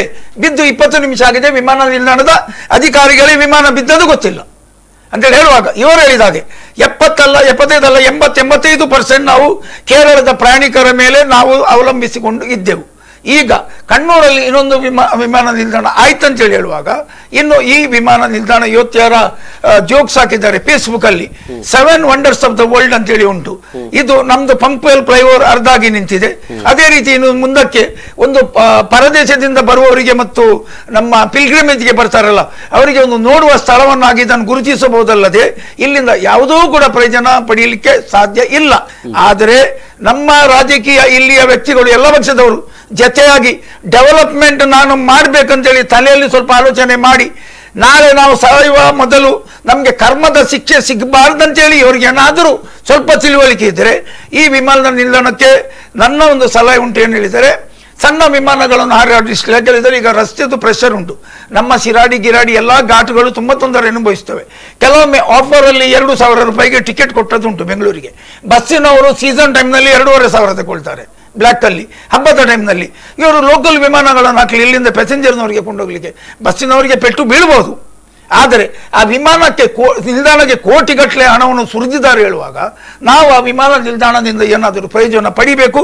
ಇಲ್ಲದಿದ್ದರೆ ಅದನ್ನೀಗ ಸರ್ವಿಸ್ ಬಸ್ ಸ್ಟ್ಯಾಂಡ್ ಇಲ್ಲ ಮಂಗಳೂರಲ್ಲಿ, ಇವತ್ತೇನೋ ಇವರು ಎಲ್ಲ ತಮಾಷೆಗೆ ಹಾಕಿದ್ದಾರೆ, ಅದು ಸರ್ವಿಸ್ ಬಸ್ ಸ್ಟ್ಯಾಂಡ್ ಮಾಡಬೇಕಾಗ್ತದೆ. ಅಂದ್ರೆ ಕಣ್ಣೂರು ಮತ್ತು ಮಂಗಳೂರು ವಿಮಾನ ನಿಲ್ದಾಣದ ಈ ವೈಶಿಷ್ಟ್ಯತೆಗಳ ಬಗ್ಗೆ ಹೇಳುವಾಗ ಮತ್ತು ಟೆಕ್ನಾಲಜಿ ಡೆವಲಪ್ಮೆಂಟ್ ಅಲ್ಲಿ ಮತ್ತು ವಿಸ್ತಾರಕ್ಕೆ ಸಂಬಂಧಪಟ್ಟ ಹಾಗೆ ಬಹಳಷ್ಟು ಅಭಿವೃದ್ಧಿ ಪಥದ ಅಥವಾ ಆಧುನಿಕವಾದಂತಹ ವಿಮಾನ ನಿಲ್ದಾಣವಾಗಿ ಕಣ್ಣೂರು ವಿಮಾನ ಕಾಣಿಸ್ತದೆ ಅಂತ. ಖಂಡಿತವಾಗಿ. ಯಾಕಂದ್ರೆ 2010ರಲ್ಲಿ ಮಂಗಳೂರು ವಿಮಾನದ ಹೊಸ ಟರ್ಮಿನಲ್ ಏನು ಮಾಡುವಾಗ ಹಾಗೆ ಇನ್ನು ಒಳ್ಳೆ ರೀತಿಯಲ್ಲಿ ಮಾಡಬಹುದಿತ್ತು. ಇಲ್ಲಿಯ ಸಂಸದರಿದ್ರು, ಎಲ್ಲರಿದ್ರು, ಆದ್ರೆ ಯಾರು ಅದಕ್ಕೆ ಗಮನ ಹರಿಸಲಿಲ್ಲ. ಆದ್ರೆ ಕಣ್ಣೂರು ಅಂತಾರಾಷ್ಟ್ರೀಯ ವಿಮಾನ ನಿಲ್ದಾಣವನ್ನು ಅಂತಾರಾಷ್ಟ್ರೀಯ ಗುಣಮಟ್ಟದಲ್ಲಿ ಮಾಡಿದ್ದಾರೆ, ಅದು ಬಹಳ ವಿಶೇಷ. ನೀವು ಅದರೊಳಗೆ ಹೋಗಿ ನೋಡುವುದೇ ಒಂದು ಸೊಬಗು. ಯಾಕೆಂತ ಹೇಳಿದ್ರೆ ಸುಮಾರು ಒಂದು 2010ರಲ್ಲಿ ಆ ಟೆಕ್ನಾಲಜಿ ಇತ್ತು, ಆದ್ರೆ ಮಂಗಳೂರಿನಲ್ಲಿ ಅದನ್ನು ಬಳಕೆ ಮಾಡಲಿಲ್ಲ. ಒಂದನೇದು. ಎರಡನೇದಾಗಿ ಕಣ್ಣೂರಲ್ಲಿ ಏನಂತ ಹೇಳಿದ್ರೆ ಕಣ್ಣೂರಿನ ಮಾಡಿದಂತ ಇನ್ವೆಸ್ಟ್ಮೆಂಟ್ ಇದೆ ಅಲ್ವಾ, ಅದು ಖಂಡಿತ ಕಣ್ಣೂರಿನ ಜನರಿಗೆ ಗೊತ್ತಿದೆ, ಕೇರಳ ಸರ್ಕಾರಕ್ಕೆ ಗೊತ್ತಿದೆ, ಅದಕ್ಕೆ ಪ್ರಾಧಿಕಾರಕ್ಕೆ ಕೂಡ ಗೊತ್ತಿದೆ. ಇನ್ವೆಸ್ಟ್ ಮಾಡಿದಂತ ದುಡ್ಡನ್ನು ತೆಗೆಯುವಂತದ್ದು. ಯಾಕಂದ್ರೆ ಒಳ್ಳೆಯ ರೀತಿಯ ಇದು ಸೌಲಭ್ಯವನ್ನು ಪ್ರಯಾಣಿಕರಿಗೆ ಕೊಟ್ಟರೆ ಖಂಡಿತವಾಗಿಯೂ ಅದು ಲಾಭದಾಯಕವಾದಿದೆ, ಯಾವುದೇ ಸಂಶಯ ಇಲ್ಲ. ಈಗ ನೋಡಿ, ನಾವು ಕಾಸರಗೋಡಿನಲ್ಲಿ ಕೂಡ ಏರೋ ಸ್ಟ್ರಿಪ್ ಮಾಡುವಂತ ಯೋಜನೆಗೆ ಚಾಲನೆ ಕೊಟ್ಟಿದ್ದೇವೆ. ಇನ್ನು ಕಾಸರಗೋಡಿನಲ್ಲಿ ಕಿರು ವಿಮಾನ ನಿಲ್ದಾಣವನ್ನು ನಾವು ಮಾಡ್ತೇವೆ. ಅದರ ಪೂರ್ಣವಾದ ಜಿಲ್ಲಾ ಪಂಚಾಯತ್ ನಾವು ಏನು ಅದಕ್ಕೆ ಫಸ್ಟ್ ಅದಕ್ಕೆ ಇಂಟ್ರೆಸ್ಟ್ ತೆಗೆದುಕೊಂಡು ಅದಕ್ಕೆ ಮುನ್ನುಡಿ ಹಾಕಿದ್ದೇವೆ. ಈಗ ಕಣ್ಣೂರಲ್ಲಿ ಹತ್ತಿರದಲ್ಲಿ ಒಂದು ಏರೋಸ್ಟಿಕ್ ಮಾಡಲಾಗಿದೆ ಅಂತ ಅನ್ನೋದು ಇದೆ. ಆಗಿದೆಯಾ? ಅದು ಅಧಿಕೃತವಾಗಿ ಕಾಸರಗೋಡಿನಲ್ಲಿ ಮಾಡುವಂತದ್ದು ಮಂಗಳೂರು ಮತ್ತು ಕಣ್ಣೂರು ನಡುವೆ ಇರುವಂತಹ ಒಂದು ಒಳ್ಳೆ ಒಂದು ಪೆರಿಯದಲ್ಲಿ ನಾವು ಅದಕ್ಕೆ ಚಾಲನೆ ಅದು ಮಾಡಿದ್ರೆ ಮತ್ತು ಬಹಳ ಉಪಯೋಗ ಆಗ್ತದೆ. ಯಾಕಂತ ಹೇಳಿದ್ರೆ ಇಲ್ಲಿ ಏನಾಗಿದೆ ಮೊನೋಪೊಲಿ ಇದೆ ಮಂಗಳೂರು ವಿಮಾನ ನಿಲ್ದಾಣದಲ್ಲಿ. ಮಂಗಳೂರು ವಿಮಾನ ನಿಲ್ದಾಣಕ್ಕೆ ನೀವು ಪಂಪ್ವೆಲ್ನ ಕರ್ನಾಟಕ ಬ್ಯಾಂಕ್ ಇದೆ ಅಲ್ವಾ, ಅಲ್ಲಿ ಹೋಗಿ ನಿಂತು ನೋಡಿ ಸಾಯಂಕಾಲ ಹೊತ್ತು ಕೇರಳದಿಂದ ಏರ್ಪೋರ್ಟ್ಗೆ ಬರುವಂತ ಎಲ್ಲ KL60 ಮತ್ತು KL14 ವಾಹನಗಳನ್ನು ಅಲ್ಲಿನ ಟ್ರಾಫಿಕ್ ಪೊಲೀಸರು, ಮಂಗಳೂರಿನ ಟ್ರಾಫಿಕ್ ಪೊಲೀಸರು ನಿಲ್ಲಿಸಿ ಅವರಿಗೆ ಕಿರುಕುಳ ಕೊಡ್ತಾ ಇದ್ದಾರೆ. ಅವ್ರ ಹತ್ರ ಅದನ್ನು ತಡೆ ಹಿಡಿದು ಡ್ರೈವಿಂಗ್ ಲೈಸೆನ್ಸ್ ಕೊಡಿ, ಅದು ಕೊಡಿದೀವಿ. ಯಾಕಂದ್ರೆ ಇವರು ವಿಮಾನ ನಿಲ್ದಾಣಕ್ಕೆ ಹೋಗುವವರು, ಅವರಿಗೆ ಕ್ಲಪ್ತ ಸಮಯಕ್ಕೆ ಅಲ್ಲಿ ಮುಟ್ಟಬೇಕು. ಅಂತಾರಾಷ್ಟ್ರೀಯ ವಿಮಾನ ನಿಲ್ದಾಣದಲ್ಲಿ 3 ತಾಸುಗಳ ಮೊದಲು ಆತ ಹೋಗಿ ಅಲ್ಲಿ ರಿಪೋರ್ಟ್ ಮಾಡಬೇಕು. ಅಲ್ಲಿ ಏನದು ಈ ದಾರಿಯಲ್ಲಿ ಬರುವಾಗ ಪಂಪಲ್ಲಿ ದಾಟಿದ ಕೂಡಲೇ ಇಲ್ಲಿನ ಮಂಗಳೂರು ಪೊಲೀಸರು KL ಗಾಡಿ ನೋಡಿದ ಕೂಡಲೇ ಅವರಿಗೆ ಏನೋ ಕೆಂಡವರಿ ಆಗ್ತದೆ, ಅವ್ರು ನಿಲ್ಲಿಸ್ತಾರೆ. ಇಂತಹ ಸಂದರ್ಭ ನೀವು ಹೇಳುವಂತದ್ದು ಒಂದು ಸ್ಥಳೀಯಾಡಳಿತಗಳು ಏನಿದ್ದಾವೆ, ಅಂತಾರಾಷ್ಟ್ರೀಯ ವಿಮಾನ ನಿಲ್ದಾಣ ಮತ್ತು ಪ್ರವಾಸೋದ್ಯಮಕ್ಕೆ ಸಂಬಂಧಪಟ್ಟ ಹಾಗೆ ಒಂದು ಪಕ್ಕಾ ಒಂದು ಡಿಸಿಷನ್ ತೆಗೆದುಕೊಳ್ಬೇಕು. ಖಂಡಿತವಾಗಿ ತೆಗೆದುಕೊಳ್ಬೇಕು. ಹೊರ ರಾಜ್ಯ ಆಗಿರಲಿ ಮತ್ತೊಂದು ಆಗಿರಲಿ, ಈಗ ಅಂತಾರಾಷ್ಟ್ರೀಯ ವಿಮಾನ ಮಂಗಳೂರಿನಲ್ಲಿದೆ, ಇಲ್ಲಿ ಹೆಚ್ಚೆಚ್ಚು ಜನರು ಬರಬೇಕು, ಹೆಚ್ಚೆಚ್ಚು ಪ್ರಯಾಣಿಕರು ಬರಬೇಕು, ಖುಷಿಯಿಂದ ಬರಬೇಕು ಅವರು, ಹಾಗಾಗಿ ಅವಕಾಶ ಮಾಡಿ ಕೊಡಿ ಅನ್ನುವಂತ ಒಂದು ಬಹಳ ಸಮನ್ವಯತೆ, ಕೋಆರ್ಡಿನೇಷನ್ ಏನಿದೆ ಇದು ಪೊಲೀಸರ ಜೊತೆಗೂ ಅಥವಾ ಡಿಸ್ಟ್ರಿಕ್ಟ್ ಅಡ್ಮಿನಿಸ್ಟ್ರೇಷನ್ ಜೊತೆಗೂ ಇವೆಲ್ಲರೂ ಕೂಡ ಮಾಡಬೇಕಾದಂತ ಅಗತ್ಯತೆ ಇದೆ ಅಂತ ಇದೆ. ನೋಡಿ, ಮಂಗಳೂರು ಮಹಾನಗರ ಪಾಲಿಕೆ ಪಂಪೆಲ್ಲ ನಂತರ ಎಲ್ಲಿಯಾದ್ರೂ ಮಂಗಳೂರು ವಿಮಾನ ನಿಲ್ದಾಣಕ್ಕೆ ಒಂದು ದಾರಿ ಅಂತ ಒಂದು ಬೋರ್ಡ್ ಇದೆಯಾ, ಒಂದು ಸೈನ್ ಬೋರ್ಡ್ ಇದೆಯಾ? ನೀವು ಹೇಳಿ. ನೀವು ಬೆಂಗಳೂರು ನೋಡಿ, ಕಣ್ಣೂರು ನೋಡಿ, ಕಳ್ಳಿಕೋಟೆ ನೋಡಿ, ಎಷ್ಟು ಸೈನ್ ಬೋರ್ಡ್ ಇದೆ. ಇಲ್ಲಿ ನಮ್ಗೆ ಕಾವೂರಿಗೆ ಬಂದ ಕೂಡಲೇ ಅಲ್ಲಿ ಕನ್ಫ್ಯೂಷನ್ ಆಗ್ತದೆ ಎಲ್ಲಿ ಏರ್ಪೋರ್ಟ್ ಅಂತ. ಒಂದು ಸೈನ್ ಬೋರ್ಡ್ ಹಾಕುವಂತ ಯೋಗ್ಯತೆ ಕೂಡ ಇಲ್ಲ. ಮತ್ತೆ ಇವರು ಹೇಗೆ ಅಟ್ರಾಕ್ಷನ್ ಮಾಡ್ತಾರೆ ಪ್ಯಾಸೆಂಜರ್ ಗಳನ್ನು, ಹೇಗೆ ಟೂರಿಸ್ಟ್ ಗಳನ್ನು ಅಟ್ರಾಕ್ಷನ್ ಮಾಡ್ತಾರೆ? ಸೊ ಬಹಳ ಮುಖ್ಯ ಅಂಶ ಅಂದ್ರೆ ಮಂಗಳೂರು ಅಭಿವೃದ್ಧಿಗೊಳ್ಬೇಕಾದ್ರೆ ಮಂಗಳೂರಿನಿಂದ ಕೇವಲ 2 ಕಿಲೋಮೀಟರ್ ಇರುವುದು ಆ ಬ್ರಿಡ್ಜ್ ಆಗಿ ಮತ್ತೆ ಹತ್ಲಿಕ್ಕೆ ಅದೊಂದು ದ್ವಿಪಥವಲ್ಲ, ಅದು ಆಕ್ಚುಲ್ ಅದು ಏಕಪಥ ರಸ್ತೆ, ಅದು ಕೂಡ ಬಹಳ ಅಪಾಯಕಾರಿ ಅಂತ ಪರಿಸ್ಥಿತಿಯಲ್ಲಿದ್ದು ಆ ಕಾಂಕ್ರೀಟ್ ರಸ್ತೆಯನ್ನು ಕೂಡ ರಿಪೇರಿ ಮಾಡ್ಲಿಕ್ಕೆ ಇವರಿಗೆ ನೋಡಿ. ಇವರು ಹೇಳಿದಾಗೆ ಸೈನ್ ಬೋರ್ಡ್ ಬಗ್ಗೆ, ನಾನು ಸೈನ್ ಬೋರ್ಡ್ ಬಗ್ಗೆ ಅಲ್ಲ, ಬಿಕ್ಕನಕಟ್ಟೆಯಿಂದ ಹೋಗುವ ಕಾರ್ಕಳಕ್ಕೆ ಹೋಗುವ ರಸ್ತೆಯನ್ನು ಉದಯವಾಣಿಯಲ್ಲಿ ಓದುಗರ ಪತ್ರ 22 ವರ್ಷಗಳ ಮೊದಲು ನಾನು ಹೇಳಿದ್ದೆ, ಈ ರಸ್ತೆ ಅಗಲಾಗಬೇಕಂತೇಳಿ 22 ವರ್ಷಗಳ ಮೊದಲು ಓದುಗರ ಪತ್ರ. ಇವತ್ತಿನ ತನಕ ಕಾರ್ಕಳ ಮೂಡುಬಿದಿರಿದು ರಸ್ತೆ ಒಂದು ಫೀಟ್ ಅಗಲ ಮಾಡಲಿಲ್ಲ. ಮಮತಾ ಬ್ಯಾನರ್ಜಿ ಅವರು ರೈಲ್ವೆ ಮಂತ್ರಿ ಇರುವಾಗ ನಮ್ಮ ಮಂಗಳೂರು ನಿಲ್ದಾಣವನ್ನು ಉನ್ನತ ಮಟ್ಟಕ್ಕೆ ಏರಿಸ್ತಾರೆ ಅಂತೇಳಿ ಇವತ್ತು ಕೂಡ ರೈಲ್ವೆ ಸ್ಟೇಷನ್ ಅದೇ ಮಟ್ಟದಲ್ಲಿದೆ. ಇವರು ಹೇಳಿದಾಗೆ ಬೋರ್ಡ್ ಇದು ಬಗ್ಗೆ ಮಂಗಳೂರಲ್ಲಿ ಇದು ಇಂಪಾರ್ಟೆಂಟ್ ರೈಲ್ವೆ, ಇದು ವಿಮಾನ ನಿಲ್ದಾಣಕ್ಕೆ ರೈಲ್ವೆ ಸ್ಟೇಷನ್ಗೆ ಹೋಗುವ ರಸ್ತೆಗಳು ಇಂಪಾರ್ಟೆಂಟ್, ಅದಕ್ಕೆ ಬೋರ್ಡ್ ಬೇಕೇ ಬೇಕು. ನೀವು ಇಲ್ಲಿ ಬೆಂಗಳೂರು ಹೋಗುವ ರಸ್ತೆಯಲ್ಲಿ ನೋಡಿ, ಇಲ್ಲಿ ಆ ಗ್ರೀನ್ ಅಲ್ಲಿ ವೈಟ್ ಅಕ್ಷರದ ಬೋರ್ಡ್ ಉಂಟು, ಇಂಟರ್ನ್ಯಾಷನಲ್ ಕಲರ್, ಅದಕ್ಕೆ ಕಾರ್ಬನ್ ಹೋಗಿ ವೆಹಿಕಲ್ ಇದು ಹೊಗೆ ಹೋಗಿ ಅದರದ್ದು ಯಾವುದು ಕೂಡ ಅಕ್ಷರ ಕಾಣುವುದಿಲ್ಲ. ನಾನು ಮೊನ್ನೆ ಬೆಳ್ತಂಗಡಿ ಉಜಿರೆ ಹೋಗಿದ್ದೆ ರಾತ್ರಿ 12 ಗಂಟೆಗೆ, ಯಾವ ಬೋರ್ಡ್ ಅಕ್ಷರ ಓದಲಿಕ್ಕೆ ಬರುವುದಿಲ್ಲ. ಇಲ್ಲಿ ಬ್ರಹ್ಮರಕೋಟ್ಲು ಚೆಕ್ ಪೋಸ್ಟ್ ಹತ್ರ. ಅದರ ನಂತರ ಕಂಕನಾಡಿಯಲ್ಲಿ ರೈಲ್ವೆ ಸ್ಟೇಷನ್ಗೆ ಅಂತೇಳಿ ಬೋರ್ಡ್ ಉಂಟು, ಸಣ್ಣ ರಸ್ತೆಗೆ ಬಜಾಲ್ ರೈಲ್ವೆ ಟ್ರ್ಯಾಕ್ಸಿಗೆ ಅಲ್ಲ, ಈ ಕಡೆ ನಮ್ಮ ನಾಗೋರಿ ಚರ್ಚಾಗಿ ಮೇಲೆ ಹೋಗುವಾಗ ಚರ್ಚಿ ರೋಡ್ ಆಗಿ ಅಲ್ಲಿ ಇದು ರೈಲ್ವೆ ನಿಲ್ದಾಣದ ಬೋರ್ಡ್ ನೆಲದ ಅಲಿಯಲ್ಲಿ ಉಂಟು. ನೀವು ಕಾರಿನಿಂದ ಹೀಗೆ ಇಣಿಕೆ ನೋಡಬೇಕು ಒಳಗೆ ಅಂತೇಳಿ ಹೇಳುವಾಗ ನಮ್ಮ ಜನಪ್ರತಿನಿಧಿಗಳು ಏನ್ ಮಾಡ್ತಾರೆ? ಇವರು ಹೇಳಿದಾಗ ಇದೆ ಕಿರುಕುಳ ಕೊಡ್ಲಿಕ್ಕೆ ಮಾತ್ರ ಗೊತ್ತು, ಗಾಡಿ ನಿಲ್ಲಿಸಿ. ಇವರಿಗೆ ಒಂದು ಇಚ್ಛಾಶಕ್ತಿ ಉಂಟಾ? ಈಗ ನಮ್ಗೆ ಒಂದು ಸೋರ್ಸ್ ಆಫ್ ಇನ್ಕಮ್ ಕೊಡುವ ಪಂಪಲ್ಲಿ ಟ್ರಾಫಿಕ್ ಸುಗಮ ಸಂಚಾರ ಮಾಡುವುದಕ್ಕಿಂತಲೂ ಯಾರು ಬೆಲ್ಟ್ ಹಾಕ್ಲಿಲ್ಲ, ಯಾರ ಹತ್ರ ಲೈಸೆನ್ಸ್ ಅಂತ ಒಂದಷ್ಟು ವೇಟ್ ಮಾಡಿಸಿಕೊಂಡು ತೊಂದರೆ ಕೊಡದೆ ಜಾಸ್ತಿ ಆಗಿದೆ. ಈ ಟ್ರಾಫಿಕ್ನ ಪೊಲೀಸ್ನವರ ಸಮಸ್ಯೆಯಿಂದಾಗಿ ಅದೆಷ್ಟೋ ಮಂದಿಗೆ ವಿಮಾನದ ಪ್ರಯಾಣ ಮಾಡ್ಲಿಕ್ಕೆ ಆಗದಂತ ಕಷ್ಟ ಇದಕ್ಕೆ ಇನ್ನೊಂದು ತೊಂದರೆ ಕೊಡ್ತಾ ಇದ್ದಾರೆ. ಯಾಕಂದ್ರೆ ಏರ್ಪೋರ್ಟ್ ಇಂದ ಬರುವಂತಹ ವಾಹನಗಳನ್ನು ಅವರ ಸಾಮಗ್ರಿಗಳೊಂದಿಗೆ ಬರ್ತಾರೆ. ಅಲ್ಲಿ ನೋಡಿ ಕಸ್ಟಮ್ಸ್ ಆಫೀಸ್ನವರು ನಿರಂತರವಾಗಿ ಯಾವುದೇ ಚೆಕ್ ಮಾಡುವ ಮೂಲಕ ಪ್ರಯಾಣಿಕರಿಗೆ ಕಿರುಕುಳ ಕೊಡ್ತಾ ಇದ್ದಾರೆ, ತುಂಬಾ ಮಂದಿಗೆ ಕಿರುಕುಳ ಕೊಡ್ತಾರೆ. ಇದಕ್ಕಿಂತ ಮೊದಲೊಂದು ಘಟನೆ ನಡೆದಿತ್ತು. ಏರ್ಪೋರ್ಟ್ ನ ಒಳಗೆ ಬಂದಿಳಿದಂತ ಒಬ್ಬ ವ್ಯಕ್ತಿಯದ್ದು ಹೊರಗೆ ಬಂದು ನೋಡುವಾಗ ಪಾಸ್ಪೋರ್ಟ್ ನ ವೀಸಾ ಪೇಜ್ ಇರುವುದಿಲ್ಲ. ಇದು ಬಹಳ ಕಂಪ್ಲೇಂಟ್ ಕೊಟ್ಟು ಕೊನೆಗೆ ಆತನ ಕೆಲಸಕ್ಕೋಸ್ಕರ ಬೇರೆ ಪಾಸ್ಪೋರ್ಟ್ ಮಾಡಿ ಹೋಗಬೇಕಾದ ವ್ಯವಸ್ಥೆ ಕೂಡ ಅಗತ್ಯತೆ ಕೂಡ ಅವನಿಗೆ ಬಂತು. ಇದೆಷ್ಟು ಮಾತಾಡ್ಬೇಕು ಸರ್? ಒಂದು ಸಣ್ಣ ಬ್ರೇಕ್ ತಗೊಂಡು ಬ್ರೇಕ್ನ ಬಳಿಕ ಮತ್ತೆ ಈ ಸಂವಾದ ಮುಂದುವರೆದು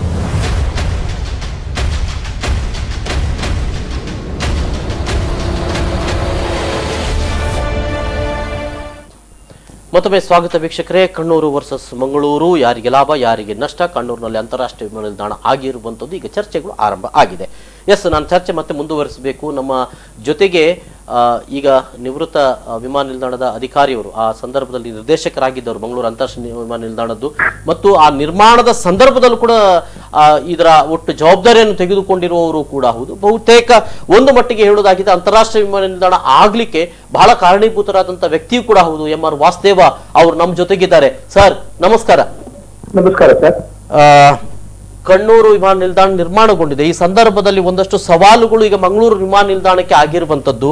ಈ ಸವಾಲು ಆಗ್ತದ ಸರ್? ಅಂದ್ರೆ ಕಾಸರಗೋಡಿನ ಜನ ಇಲ್ಲಿಗೆ ಬರದೆ ಕಣ್ಣೂರು ವಿಮಾನ ನಿಲ್ದಾಣಕ್ಕೆ ಹೋಗ್ತಾರೆ, ಮತ್ತು ಅದು ಅತ್ಯಾಧುನಿಕವಾಗಿ ನಿರ್ಮಾಣಗೊಂಡಿದೆ. ಈ ರೀತಿಯ ವ್ಯತ್ಯಾಸಗಳು ಇವೆ, ಏನ್ ಹೇಳ್ತೀರಿ ಈ ಬಗ್ಗೆ? ಮೊದಲೊಂದಿಷ್ಟು ಸ್ವಲ್ಪ ದಿವಸ ಆ ಕಡೆಗೆ ಹೋಗ್ತಾರೆ ಸರ್.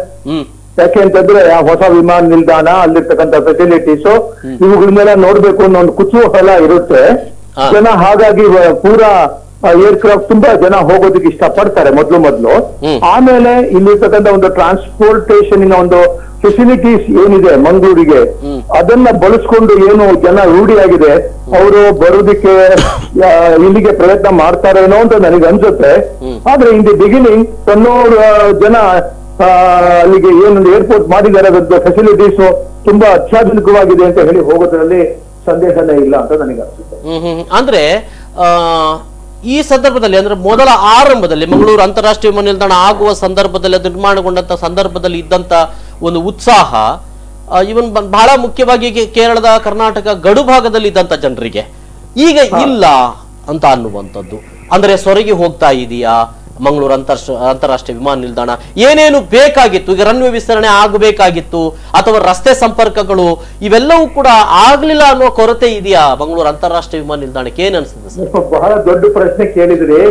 ಮಂಗಳೂರು ಏರ್ಪೋರ್ಟ್ ಅನ್ನ ನೀವು ಈಗೊಂದು 2.5 ಲಕ್ಷದಿಂದ 25 ಲಕ್ಷ ಆನ್ಯುವಲ್ ಪ್ಯಾಸೆಂಜರ್ ಟ್ರಾಫಿಕ್ ಏನ್ ಗ್ರೋತ್ ಆಗಿದೆ ಓವರ್ ದ ಲಾಸ್ಟ್ 10 years, ಅದನ್ನ ನೀವು ನೋಡಿದಾಗ ಇಲ್ಲಿ ಬರಬೇಕಾದಂತ ಫೆಸಿಲಿಟೀಸ್ ಅನ್ನ ಕ್ರಿಯೇಟ್ ಮಾಡೋದಕ್ಕೆ ಯಾರು ಒಂದು ಉತ್ಸಾಹ ತೋರಿಸ್ಲಿಲ್ಲ. ನೆಟ್ಗೆ ಒಂದೇನು ಫೆಸಿಲಿಟೀಸ್ ಬಂದಿದೆ ಅದೊಂದು ಗವರ್ಮೆಂಟಲ್ ಪಬ್ಲಿಕ್ ಏರೋಡ್ರೋಮ್, ಆ ಪಬ್ಲಿಕ್ ಏರ್ಪೋರ್ಟಿನ ಒಂದು ದೃಷ್ಟಿಯಿಂದ ನೋಡಿದಾಗ ಏರ್ಪೋರ್ಟ್ಸ್ ಅಥಾರಿಟಿ ಆಫ್ ಇಂಡಿಯಾ ಎಲ್ಲ ಏರ್ಪೋರ್ಟ್ಗಳನ್ನು ನೋಡ್ಬೇಕಾಗಿರೋದ್ರಿಂದ ಮಂಗಳೂರಿಗೆ ಬರೋ ಹೊತ್ತಿಗೆ ಎಲ್ಲರಿಗೂ ಎಲ್ಲ ಮಕ್ಕಳಿಗೂ ಒಂದೊಂದು ಸ್ವಲ್ಪ ಹಂಚಿದ ಹಾಗೆ ಮಂಗಳೂರಿಗೂ ಸಿಕ್ಕಿದೆ. ಆದ್ರೆ ಮಂಗಳೂರನ್ನೇ ನಾವು ಕಾನ್ಸಂಟ್ರೇಟ್ ಮಾಡಿ ಫೋಕಸ್ ಮಾಡಿ ನೋಡೋದಾದ್ರೆ ಮಂಗಳೂರಿನಲ್ಲಿ ರನ್ವೇ ಎಕ್ಸ್ಟೆಂಡ್ ಆಗಬಹುದಿತ್ತು, ಆಗ್ಬೇಕಾಗಿತ್ತು.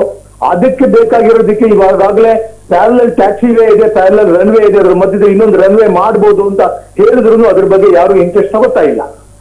ಅಲ್ಲಿ ಇನ್ನು ಕೆಲವು ಫೆಸಿಲಿಟೀಸ್ ಅನ್ನ ಏರೋ ಬ್ರಿಡ್ಜ್ಗಳು ಬರೋದು ಇದೆಲ್ಲ ನೋಡಿದಾಗ ನಾವು ಒಂದು ಪ್ರೈವೇಟ್ ಏರ್ಪೋರ್ಟ್ ಅಂತ ಹೇಳಿ ನೋಡಿದಾಗ ಕಣ್ಣೂರಿನಲ್ಲಿ ಅದು ಬೇಗ ಬಂದ್ಬಿಡುತ್ತೆ. ಪಬ್ಲಿಕ್ ಏರ್ಪೋರ್ಟ್ ಅಲ್ಲಿ ಯಾರಾದ್ರೂ ನಾವು ಪಬ್ಲಿಕ್ ಒಪಿನಿಯನ್ ಅನ್ನ ಕ್ರಿಯೇಟ್ ಮಾಡಬೇಕಾಗತ್ತೆ. ಆ ತರಹ ನೋಡಿದಾಗ ರಸ್ತೆಗಳು ಸ್ವಲ್ಪ ಒದ್ದಾಡ್ಕೊಂಡೇ ಇರೋ ಹೊತ್ತಿಗೆ ಅಲ್ಲ, ಅಫ್ಕೋರ್ಸ್ ಕಣ್ಣೂರು ಏರ್ಪೋರ್ಟ್ ಗೆ ಹೋಗ್ಬೇಕಾದ್ರೂ 26 ಕಿಲೋಮೀಟರ್ ಇನ್ನೂ ರಸ್ತೆ ನಿರ್ಮಾಣ ಆಗ್ಬೇಕಾಗಿದೆ. ಹಾಗಾಗಿ ಆ ಒಂದು ಇನ್ಕನ್ವೀನಿಯನ್ಸ್ ಕಣ್ಣೂರಿಗಿರೋದ್ರಿಂದ ಮಂಗಳೂರಿನ ಅಷ್ಟು ಬೇಗ ಜನ ಬಿಟ್ಟು ಕೊಡುದಿಲ್ಲ. ಮಂಗಳೂರಿಗೆ ಬರೋರು ಕಾಸರಗೋಡಿಂದ ಬರೋರು ಬಂದೇ ಬರ್ತಾರೆ. ಅದು ಕೆಲವು ಫೆಸಿಲಿಟೀಸು ಮಂಗಳೂರಿಗೆ ಏನ್ ಬರ್ಬೇಕಾಗಿದೆ ಅದನ್ನ ಮತ್ತೆ ನೋಡಿ, ಒಂದು KSRTC ಬಸ್ಸು ಏರ್ಪೋರ್ಟ್ ಇಂದ ಓಡಾಡೋದಕ್ಕೆ ಸಾಧ್ಯ ಇಲ್ಲ. 1 ಕಿಲೋಮೀಟರ್ ದೂರ ಏರ್ಪೋರ್ಟ್ ನಲ್ಲಿ ಇಳಿದ ತಕ್ಷಣ ರಸ್ತೆಗೆ, ನ್ಯಾಷನಲ್ ಹೈವೇಗೆ ನೀವು ಕನೆಕ್ಟ್ ಆಗ್ಬೇಕಾದ್ರೆ ಪ್ಯಾಸೆಂಜರು ನಡ್ಕೊಂಡು ಹೋಗ್ಬೇಕು. ಅದನ್ನ ನಾವು ಎಷ್ಟು ಸರ್ತಿ ಹೇಳಿದ್ರು ನಾನಿದ್ದಾಗ ನಾನು ರಿಟೈರ್ ಆದ ನೆಕ್ಸ್ಟ್ ಮಂತ್ ಅದನ್ನ ವಿಡ್ರಾ ಮಾಡಿದ್ದೆ. ಆತರ KSRTC ಇಂದ ಒಂದು ಬಸ್ಸಿನ ಫೆಸಿಲಿಟೀಸ್ ಸಹ ನಮ್ಮ ನಟ್ಟಿಗೆ ಮಂಗಳೂರಿನಲ್ಲಿ ಕೊಡಕ್ಕಾಗ್ಲಿಲ್ಲ. ಮಂಗಳೂರಿನಲ್ಲಿ ಎಷ್ಟು ಫೆಸಿಲಿಟೀಸ್ ಅನ್ನ ನೀವು ಕ್ರಿಯೇಟ್ ಮಾಡ್ತಾ ಹೋಗ್ತೀರಿ, ಕನ್ಸ್ಟ್ರಕ್ಟ್ ಮಾಡ್ತಾ ಹೋಗ್ತೀರಿ, ಕೊಡ್ತಾ ಹೋಗ್ತೀರಿ, ಅಷ್ಟು ಮಂಗಳೂರು ಜನಕ್ಕೆ ಹತ್ತಿರವಾಗತ್ತೆ. ಜೊತೆಗೆ ಅದನ್ನ ನಾವು ಸರ್ ಜೊತೆಗೆ ಈ ರಸ್ತೆ ಒಂದು ಸಂಪರ್ಕಕ್ಕೆ ಸಂಬಂಧಪಟ್ಟ ಹಾಗೂ ಕೂಡ ಈಗಾಗಲೇ ನಮ್ಮ ಇಲ್ಲಿ ಅರ್ಷದ್ ವರ್ಕಾಡಿ ಅವರು ಹೇಳ್ತಾ ಇದ್ರು, ಪಂಪಲ್ಲಿಂದ ಕನ್ಫ್ಯೂಷನ್ ಸ್ಟಾರ್ಟ್ ಆಗ್ತದೆ ಎಲ್ಲಿ ಏರ್ಪೋರ್ಟ್ ಅಂತ. ಒಂದೇ ಒಂದು ಬೋರ್ಡ್ಗಳೆಲ್ಲ, ಸರಿಯಾದ ದಿಕ್ಕು ದೆಸೆಗಳಿಲ್ಲ, ಜನರ ಹತ್ರ ಕೇಳ್ಕೊಂಡು ಹೋಗ್ಬೇಕು ಅಂತ ಅನ್ನುವಂಥದ್ದು ಒಂದು. ಇನ್ನೊಂದು ನೋಡಿ, ನಮ್ಮ ಮರಕಡದಿಂದ ಏನು 2 ಕಿಲೋಮೀಟರ್ ಬ್ರಿಡ್ಜ್ ಆಗಿ ಬಹುಶಃ ತಾವು ಇರುವ ಸಂದರ್ಭದಲ್ಲಿ ಅಲ್ಲಿ ರಸ್ತೆ ನಿರ್ಮಾಣ ಮಾಡಬೇಕು ಅಂತ ಇರುವಂತದ್ದು. ಈ ಪಂಚಾಯತ್ಗಳ ಗೊಂದಲ, ಕಾರ್ಪೊರೇಷನ್ಗಳ ಗೊಂದಲ ಅಂತ ಹೇಳಿ ಅದು ವಿಮಾನ ನಿಲ್ದಾಣಕ್ಕೆ ಹೋಗುವ ರಸ್ತೆ ಅಂತ ಈ ಹಿಂದೆನೆ ನಾನು ಪ್ರಶ್ನೆ ಮಾಡಿದ್ದೆ. ಈಗಲೂ ಹಲವಾರು ವರ್ಷ ಆಯ್ತು, ಅದು 5 ವರ್ಷ ಆಯ್ತು ಏನೋ, ಆದ್ರೂ ಈಗಲೂ ಹಾಗೆ ಉಳಿದುಕೊಂಡಿದೆ. ಇದು ಈ ರೀತಿಯಾದಂತ ಕೋಆರ್ಡಿನೇಷನ್ಗಳು ಇಲ್ಲದೆ ಹೋದ್ರೆ ಈಗ ನೀವು ಹೇಳುವಂತ ಸಮಸ್ಯೆಯಾಗಿ ಉಳಿತದ ಅಂತ ಅಲ್ಲ. ಈ ರಸ್ತೆಗಳನ್ನ ಡಬಲ್ ಮಾಡಬೇಕು ಅಂತ ಎಷ್ಟು ವರ್ಷದಿಂದ ಇದೆ ಸರ್, ಯಾಕೆ ಮಾಡ್ತಾ ಇಲ್ಲ, ಯಾಕೆ ಆಗ್ತಾ ಇಲ್ಲ, ಯಾರಾದ್ರೂ ಅದ್ರ ಬಗ್ಗೆ ಆಸಕ್ತಿ ಯಾಕೆ ತಗೊಳ್ಳೋದಿಲ್ಲ? ಅದೇ ಒಂದಿರೋ ತಾಪತ್ರಯ. ಒಂದು ಪಬ್ಲಿಕ್ ಅಡ್ಮಿನಿಸ್ಟ್ರೇಷನ್, ಒಂದು ಕಾರ್ಪೊರೇಷನ್ ಇನ್ ಕಡೆಯಿಂದ ಈ ತರ ವಿಷಯಗಳಿಗೆ ಫೋಕಸ್ ಮಾಡುವಂತ ಒಂದು ವಿಂಗೇ ಇಲ್ಲ. ಇಲ್ಲಿ ಮಂಗಳೂರಿನಲ್ಲಿ ನಾವು ಏನೇನ್ ಕನ್ವೀನಿಯನ್ಸ್ ಕೊಡ್ಬೇಕು ಅಂತ ನಿರ್ಧಾರ ಮಾಡಿ ಅದನ್ನ ಇಮಿಡಿಯೇಟ್ ಆಗಿ ಸ್ಯಾಂಕ್ಷನ್ ಮಾಡಿ ಅದನ್ನ ನಾವು ಕ್ರಿಯೇಟ್ ಮಾಡೋದಕ್ಕೆ ಹೋಗದೆ ಇದ್ರೆ ನಾವು ಸುಮ್ಮನೆ ಒಂದು ಏರ್ಪೋರ್ಟ್ ಇದೆ, ಮಂಗಳೂರು ಇಂಟರ್ನ್ಯಾಷನಲ್ ಏರ್ಪೋರ್ಟ್ ಇದೆ ನಮ್ಮಲ್ಲೂ ಅಂತ ಹೇಳ್ಕೊಳ್ಳುವಂತ ಪ್ರಸಂಗ ಬಂದ್ಬಿಡುತ್ತೋ ಏನೋ ಅಂತ ನನಗೆ ಡೌಟ್ ಆಗುತ್ತೆ ಸರ್. ಕಣ್ಣೂರಿನಲ್ಲಿ ಅವರೊಂದು ಏರ್ಪೋರ್ಟ್ ಅನ್ನ ಕ್ರಿಯೇಟ್ ಮಾಡ್ಬಿಟ್ರು. ಯಾವುದೋ ಒಂದು ಕುಗ್ರಾಮದ ಜಾಗದಲ್ಲಿ ಒಳ್ಳೆ ಏರ್ಪೋರ್ಟ್ ಬಂದೋಯ್ತು, ಒಳ್ಳೆ ಬಿಲ್ಡಿಂಗ್ ಬಂದೋಯ್ತು, ಒಳ್ಳೆ ಫೆಸಿಲಿಟಿ, ಅದು ಇಂಟರ್ನ್ಯಾಷನಲ್ ಏರ್ಪೋರ್ಟ್ ಹುಡ್ತಾನೆ ಬಂತು, ಮಂಗಳೂರಿನಲ್ಲಿ ಒದ್ದಾಡ್ಕೊಂಡು ಬಂತು. ಅದಕ್ಕೆ ಯಾರೋ ಒಂದು ಜನ, ಒಂದು ಪ್ರೇರಣೆ ಕೊಡುವಂತ ಜನ, ಸ್ಫೂರ್ತಿ ತರುವಂತ ಜನ ಅಲ್ಲಿ ನಮ್ಗೆ ಯಾರಾದ್ರೂ ಸಿಕ್ಕಿದ್ರೆ ಸಂತೋಷ ಆಗುತ್ತೆ ಸರ್. ಆ ತರ ಮಾಡ್ಕೊಂಡು ಹೋಗುವಂತ ಜನ ಬೇಕು ಸರ್. ಸುಮ್ಮನೆ ನಮ್ಮಲ್ಲಿ ಇದೆ ಯಾರು ಅಳೋದೇ ಇಲ್ಲ, ಇಲ್ಲಿ ಯಾರು ಅಳೋದೇ ಇಲ್ಲ, ಫೆಸಿಲಿಟೀಸ್ ಇಲ್ಲ ಅಂತ ಹೇಳಿ ನಮ್ಮ ಕಸ್ಟಮರ್ಸ್ ಪ್ಯಾಸೆಂಜರ್ಸ್ ಏನಿದ್ದಾರೆ ಅವ್ರು ಅಳುವುದಿಲ್ಲ. ಹೇಗಿದೆಯೋ ಹಾಗೆ ಹೋಗ್ತಾರೆ ಬರ್ತಾರೆ ಸರ್. ಅವರಿಗೆ ಅದ್ರ ಬಗ್ಗೆ ಕಷ್ಟ ಸಂಕಟ ಹೇಳ್ಕೊಳ್ಳೋದಕ್ಕೂ ತಯಾರಿಲ್ಲ. ಹೇಗಿದೆಯೋ ಹಂಗೆ ಹೋಗೋಣ ಅಂತ ಹೇಳೋರು ಇವತ್ತಿಗೆ ನಿಮಗೇನು ಫೆಸಿಲಿಟೀಸ್ ಕ್ರಿಯೇಟ್ ಆಗುದಿಲ್ಲ ಸರ್. ಸೊ ಇಷ್ಟೆಲ್ಲ ನೀವು ಗೊತ್ತಿದ್ರು ಕೂಡ ನೀವೊಂದು ಆಶಾವಾದಿತನ ತೋರಿಸ್ತೀರಿ ಸರ್. ಇಲ್ಲ, ಆಗ್ತದೆ, ಬರ್ತದೆ, ಇರ್ತಾರೆ, ನಮ್ಮವರು ಬೆಳೆಸ್ತಾರೆ ಅಂತ ಅನ್ನುವಂತ ಒಂದು ಸರ್ ಒಂದು ಪ್ರಿಸಿಷನ್ ಅಪ್ರೋಚ್ ಲೈಟಿಂಗ್ ಸಿಸ್ಟಮ್ ಕೊಡ್ಬೋದು ಏರ್ಪೋರ್ಟ್ಸ್ ಅಥಾರಿಟಿ ಆಫ್ ಇಂಡಿಯಾ. ಅದನ್ನ ಕೊಡ್ಬೇಕು ಅಂತ ನಾನು ಬರ್ದೆ, ಅವ್ರು ಬರ್ಸಕ್ಕೆ ಚೇಂಬರ್ ಆಫ್ ಕಾಮರ್ಸ್ ನವರು ಬರೆದ್ರು. ಅದನ್ನ ಕೊಡೋದಕ್ಕೆ ಏನೋ ಒಂದು ಸುಮ್ಮನೆ ಏನೋ ಒಂದು ಸರ್ವೆ ಮಾಡ್ತೀವಿ ಅಂತ ಹೇಳಿದ್ರು. ಅದಾದ್ಮೇಲೆ ಏನಾಯ್ತು ಅಂತ ಯಾರಿಗೂ ಗೊತ್ತಿಲ್ಲ. ಈ ತರಹ ಯಾರಾದ್ರೂ ಒಂದು ಪಬ್ಲಿಕ್ ಒಪಿನಿಯನ್ ಕ್ರಿಯೇಟ್ ಮಾಡಿದಾಗ ಸಪೋರ್ಟ್ ಮಾಡ್ತಕ್ಕಂತ ಒಂದು ಪವರ್ಫುಲ್ ಇನ್ಫ್ಲೂಯೆನ್ಷಿಯಲ್ ವಿಂಗ್ ಬೇಕು ಸ್ವಾಮಿ.